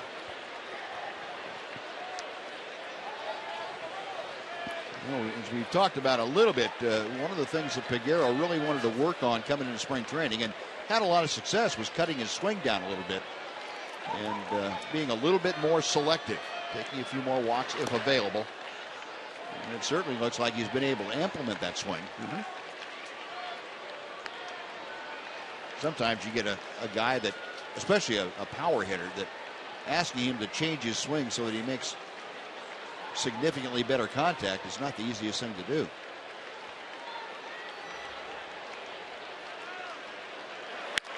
A 1-2 pitch is lined to right field and deep into the corner. It's a fair ball. Fielder to third. He will stop there. Into second. Boy, a vicious line drive double for Carlos Peguero. Carlos is doing enough when he's getting his chances to continue earning playing time. That was a rope. Good at bat. He fouled off a lot of pitches. Finally got one he could handle and ripped it.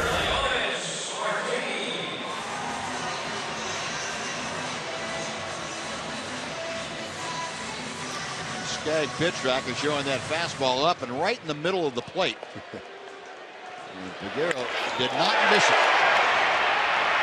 Little elevation, that probably is in Waxahachie somewhere. Could have been out in the walkway. No, second and third, 2 outs. Leonis Martin, who has singled and walked, scored a couple of runs. 1 for 2 officially, takes the pitch inside for ball 1.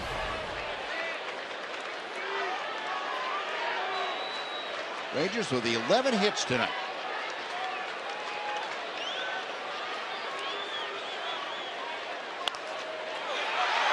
Out of play, 1 ball and 1 strike.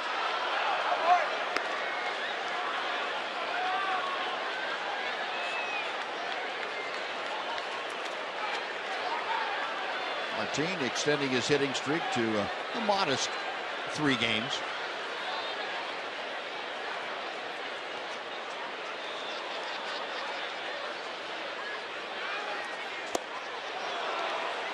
Breaking ball, and it's a good one from Salas. 1-2.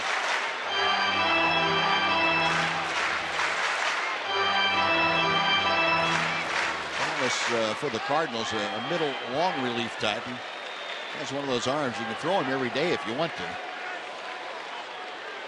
Crowd of 21,805 on hand here tonight. And Leonis pops it up. Featherston, the shortstop, with the catch. That will do it. Rangers get a couple of hits, but strand 2 runners. We'll move on to the 8th inning. Globe Live Park. It's the Rangers 8 and the Angels 1.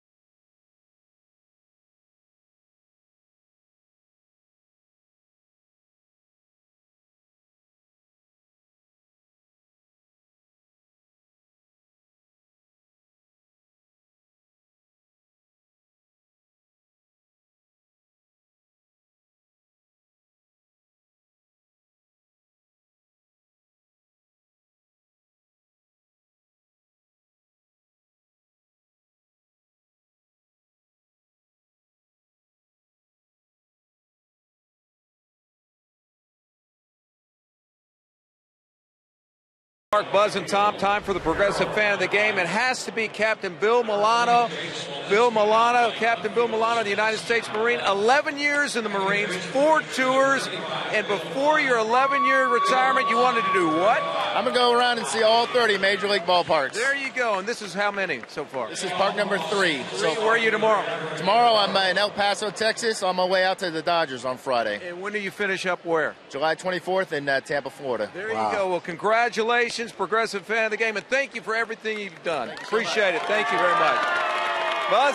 Very nice, Noxie. Thank you. Every year it seems like we see a group of people or a single person going around to catch a ball game in every major league park. Just something you don't see in other sports. No, you're right. Know? You can't. Right. Well, you can't do it in football. It'll take you a long time to do it, I guess. Baseball, you can do it all in one season. Phil Klein has been busy, as have a lot of Ranger relievers this year. This is 6th ball game. 7.36 ERA. And all that damage was done his first time out. 3 2/3 innings so far for Phil. 25-year-old Ohioan. He is on now to face the Angels here in the 8th inning. And Drew Butera is leading things off. There's that Herrera. Navarro, I mean. That's Navarro. Yeah, Navarro. I don't think they're hitting straight up like we hope they would for our scorebooks. Efren Navarro, we saw in last night's ball game, came off the bench. And Phil drops in that off-speed pitch for strike 2.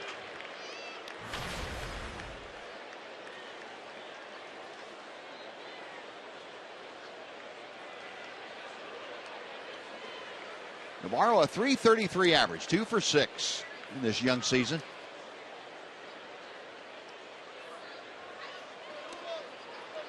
Line makes him move his feet a bit.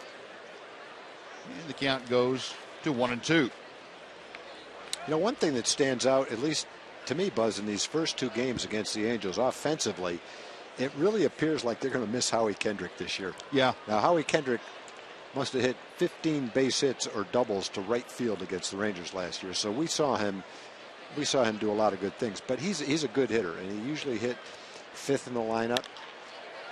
And they just don't have. Look at that. Little looper right on the chalk. And Navarro is going to have a looping single to lead off the 8th inning. No, I agree with you, Tom. I was thinking about that last night and didn't really get into the topic. I look leadership on the field too as a second baseman. It seemed like that Howie Kendrick was always kind of taking care of things out there. Yeah, he's an excellent veteran big league player who is a force at the plate and a guy in key situations that you don't like to see come up to the plate. And that's one less guy like that they have now. And I think in addition to Pujols and in addition to Trout, they need that guy. At least it would appear that way early in the season. Yep. Yeah, and I think when you compare the 2015 Angels team to last year's team that won 98 ball games, him being out of the lineup over the course of 162 games is going to have a big effect. I think so too. They're having a hard time scoring runs like they did last year. And the other thing that they were counting on, not before they traded Howie Kendrick, but when they signed Josh Hamilton, they assumed that they had a force in the middle of the lineup. Right. And, it hasn't worked out that way for obvious reasons. Well, Mike Scioscia. A couple of good notes for the Angels on the pitching front. They're going to get Garrett Richards back relatively soon. Matt Joyce takes a strike. He is Garrett Richards rehabbing that knee that he sent him out of action last year after a great start. And he should be back, they feel, within the next 3 weeks or so, big league level. 1-2 pitch coming from Klein. 2-2. And they've acquired over the last couple of years some young pitching that over time should really boost the depth and the performance of their starting rotation. Tyler Skaggs is injured right now on the disabled list.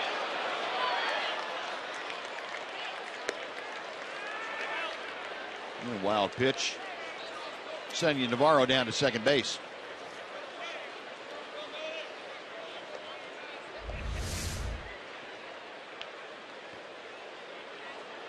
Robinson Torinos did just about all you could do, and on the wild pitch, which was the next pitch, to block it. Another key acquisition they had in the offseason was Andrew Haney. He didn't make the team out of spring training, but he's in his early 20s and an excellent prospect.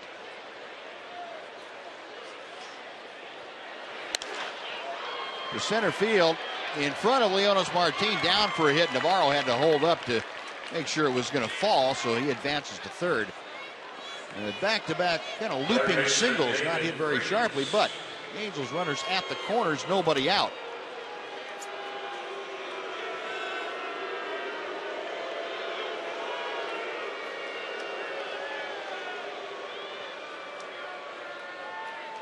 Folks, you can follow the Rangers all season long here in 2015 with MLB.com At Bat. It's the #1 app for live baseball. At Bat is up to the moment at any moment with in-game highlights, live look-ins, replay reviews, radio broadcast, StatCast, and more. Get MLB.com At Bat for your smartphone or tablet.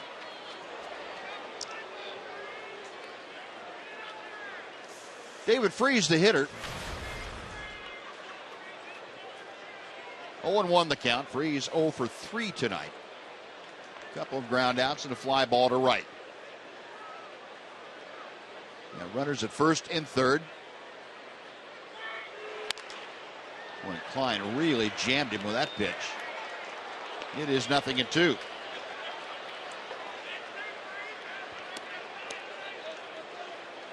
Nick Martinez, an outstanding 7 innings of 5-hit baseball tonight. He gave up 1 unearned run, was all. And Nick did a great job of getting his feet underneath him after a rather rocky start. He was able to battle through it, not give up any runs in the first 2 innings, and then settled in nicely. Bill Klein on here in the 8th inning, gets the strikeout of David Freese. 1 gone. A good comeback after a couple of soft singles. And a good pitch with his slider. Freese couldn't lay off it, trying to protect the plate. Starts to swing and can't quite stop it.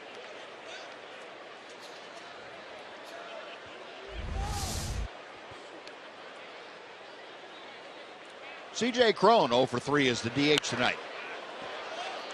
He had a hanger to work with there and fouled it straight back to the screen. Cron has flied out, popped out, and struck out.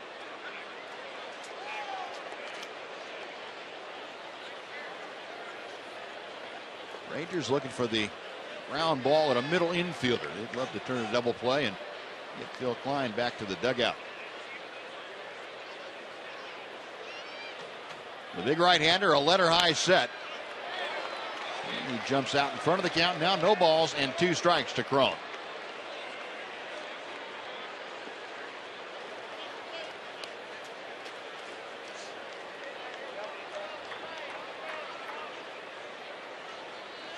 Cron, as we mentioned last night, had his first 2 hits of the season. He went 2 for 4 in that Angels victory.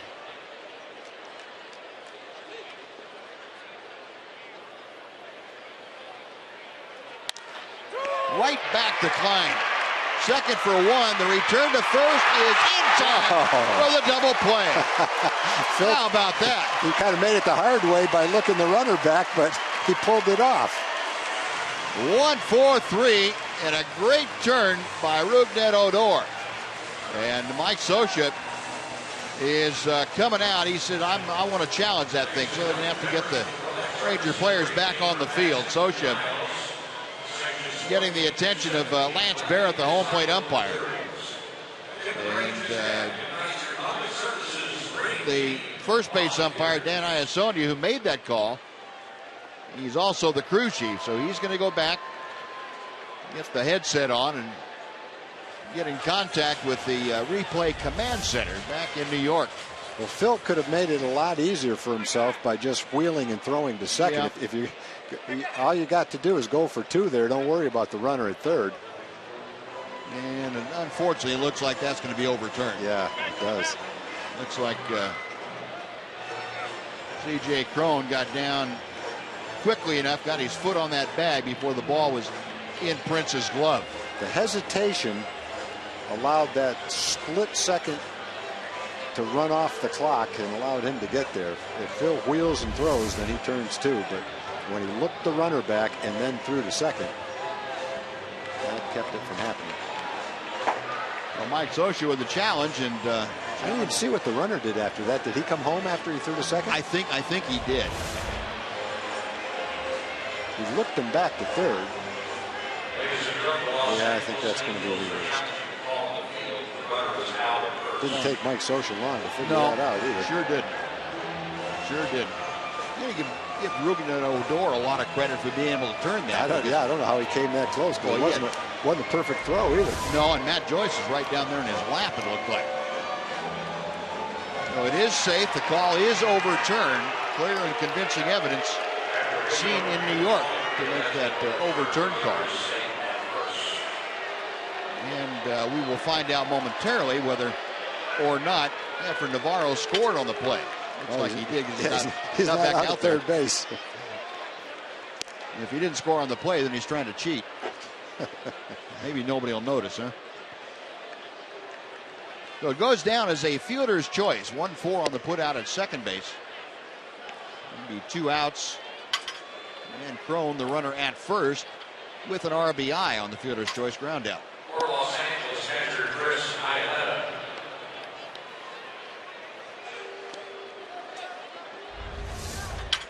Here he comes home. He looked him back, but when you go for 2, that's not going to stop him from going home. So 2 outs with Cron, the runner at first, and Chris Iannetta, who is 2 for 2 tonight. Steps to the plate. Iannetta's had a pair of singles, and he's also walked. Well, the hesitation on the double play cost Phil an earned run right there. Sure did.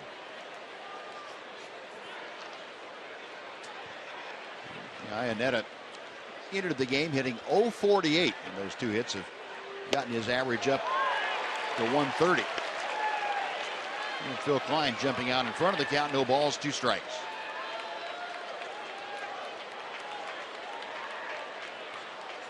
Angels now 2 runs on 7 hits. Meanwhile, the Rangers 8 runs on 11 hits. 1-2.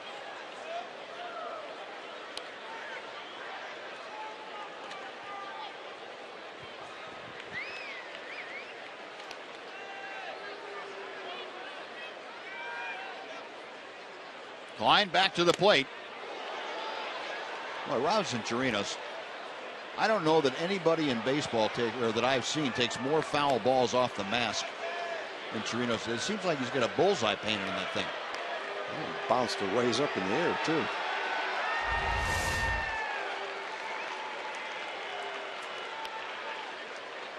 Boink.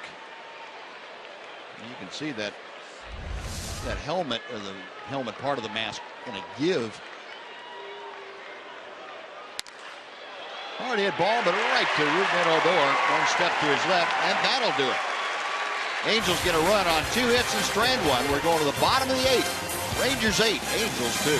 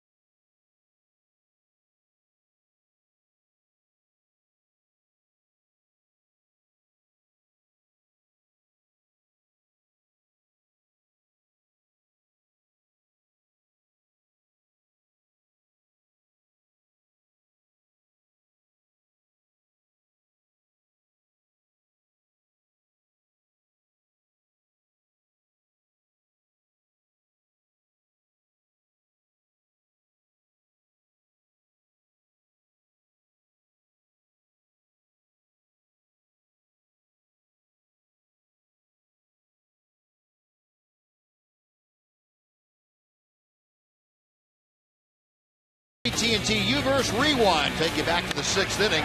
Robinson Torinos against Jose Alvarez into the Angel bullpen. His first home run of the year. A 3-run blast. And that got the Rangers out to the 8-0 lead at that point. And as we go to the 8th inning, it is 8-2 now in favor of the Rangers, with Robinson Torinos leading off, and he will face a new pitcher on the hill for the Angels. Vinny Pestano, 30-year-old right-hander. On now, he becomes the 4th reliever and 5th pitcher of the night, used by Mike Scioscia. Vinny Pestano, a Southern California native, went to Cal State Fullerton. You might remember him with the Cleveland Indians, a mainstay for coming out of their bullpen starting in 2010.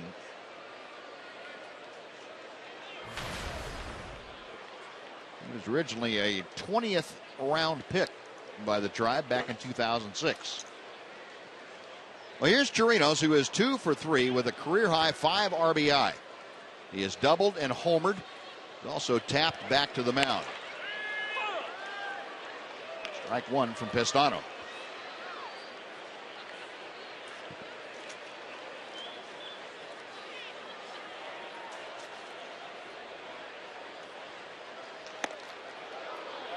Angels have got a couple of guys down there in the bullpen that make right-handers a little bit uncomfortable. Joe Smith and Pestano. And is side-wheeling it to home plate. Hard-throwing right-handers. 1 ball, 2 strikes.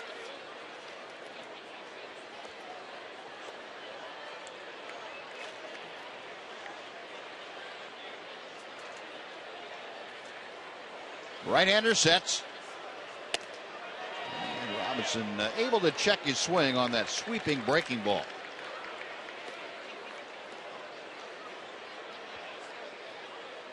Pestano in his 6th major league season. This is his first full year with the Angels. Angels got him from Cleveland last August.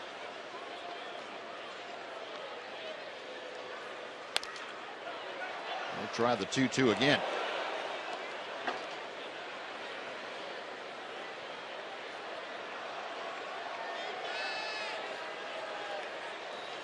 Rangers and Angels will wrap things up here tomorrow afternoon, a matinee affair. Rangers will enjoy their first off day of the year on Thursday. And Torinos gone on strikes. 1 away.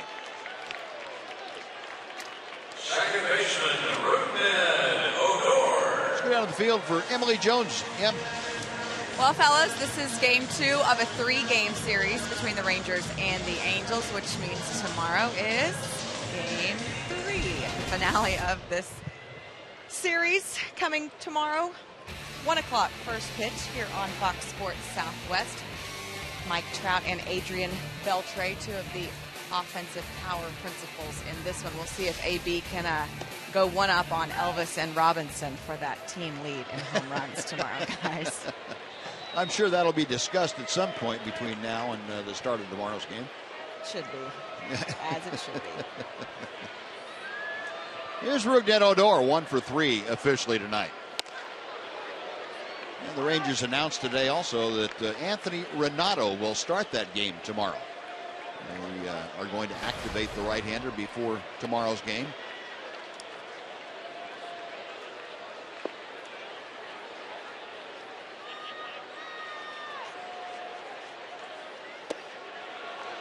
Swing and a miss by Odor. 1 ball, 2 strikes. Renato will be called up from AAA Round Rock. Make his Ranger debut tomorrow. Had 1 start with the Express. Won that ball game, 5 innings of work. 2-2, the count to Odor.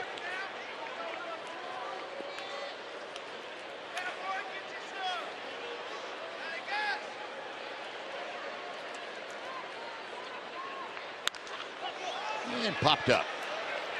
Left side of the diamond. Freeze being called off by Featherston. 2 gone. And Mitch Moreland will be next. Keone Kela is loosening in that Ranger bullpen. Designated hitter, Mitch Moreland.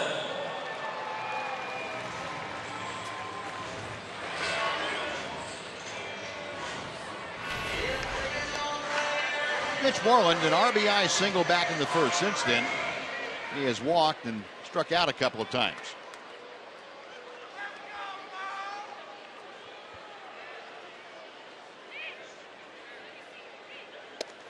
And Mitch takes down at his shoe tops for ball one.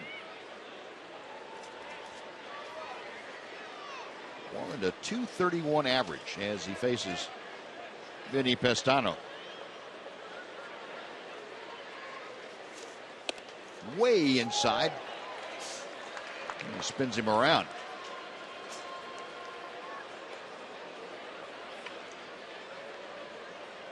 Moreland with the RBI tonight now has a career total of 23 against the Angels.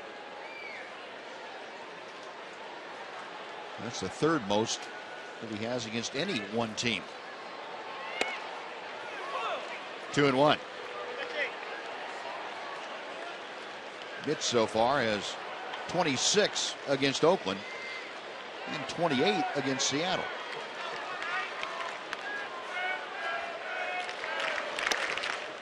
Three and one.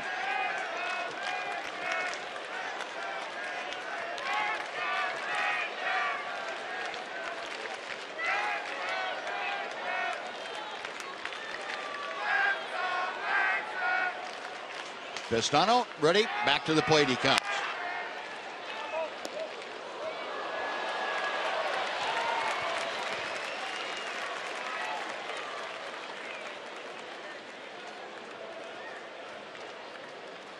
Well, if the Rangers go ahead and close this out tonight, they will set up the second straight series with a rubber match in the final game. That's out of play. They lost that game to Houston here on Sunday. Went 14 innings. The Astros winning that ball game 6-4. And looks like tomorrow afternoon will be a repeat of the rubber game of this series.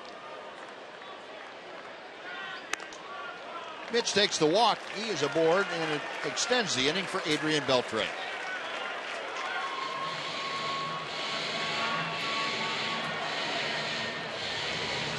Third baseman, Adrian Beltre. Anthony Renato will get the start for the Rangers tomorrow. He'll be opposed by Hector Santiago, the left-hander, for the Angels.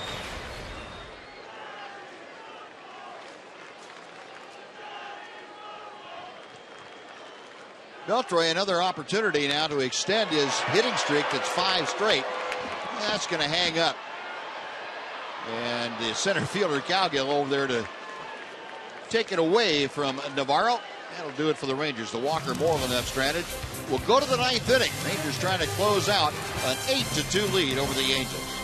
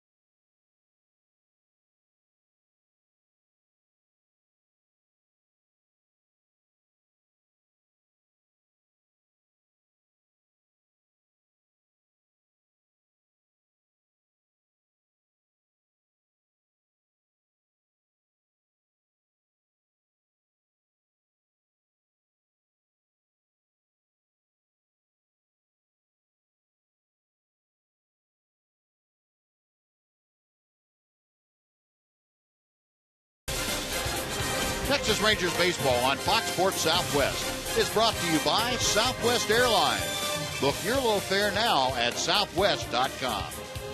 By AT&T UVerse TV. UVerse has more live TV channels on the go than cable. And by your Texas Ford dealers. The EcoBoost Challenge is on at your Texas Ford dealer.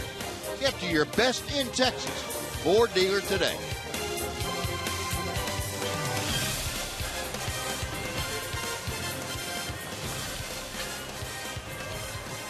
Keone Kela has come into the ball game, pitched the 9th inning here, and he'll face the bottom 2 of the Angels order to start things off. Kela, his 5th appearance already in his initial trip to the major leagues. Facing Colin Cowgill starting things off. Johnny Giovotella, and then back to the top of the order. One sharply hit hop out to Elvis. Low throw. And the new first baseman, Adam Rosales, picks him clean. Hello. Get in the ball game and have to pick that throw. Well hit ball by Cowgill. Elvis has to get rid of it quickly. Throws it low. Fortunately, it took a big hop. But it was a hard hop, so it's not that simple play. In slow motion, it looks easy. Big hop, you catch it. But in regular motion, that's not easy. Saved Elvis an error right there. Yes, he did. Now, one out. Here's Giovotella, who is 0 for 1. And Kela's first pitch all the way to the backstop. Giovotella hit by a pitch in the second. Grounded back to the mound in the 4th and had a sacrifice fly in the 7th inning, driving in his first run as an Angel. Good fastball from Keone Kela is fouled off. 1 ball and 1 strike.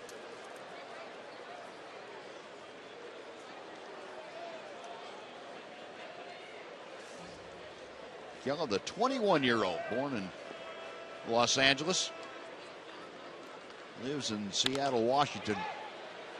Gets a little weak pop-up that Rougned Odor will handle. 2 gone. And let's send it over to John Wright again. John? Yeah, Buzz, in my perch here on the 2nd floor of the Captain Morgan Club and getting ready for Rangers Live. It's coming your way immediately following the game. Mac and Pudge are both here. They'll join me. We will break this game down. We'll chat with you boys. We'll hear from really all the principals, Jeff Banister and some of the guys in the clubhouse. I imagine Elvis might have some things to say about his first home run and nearly 500 at-bats. It's all right after the game. It's me, it's Mac, it's Pudge, it's Rangers Live. See these guys here?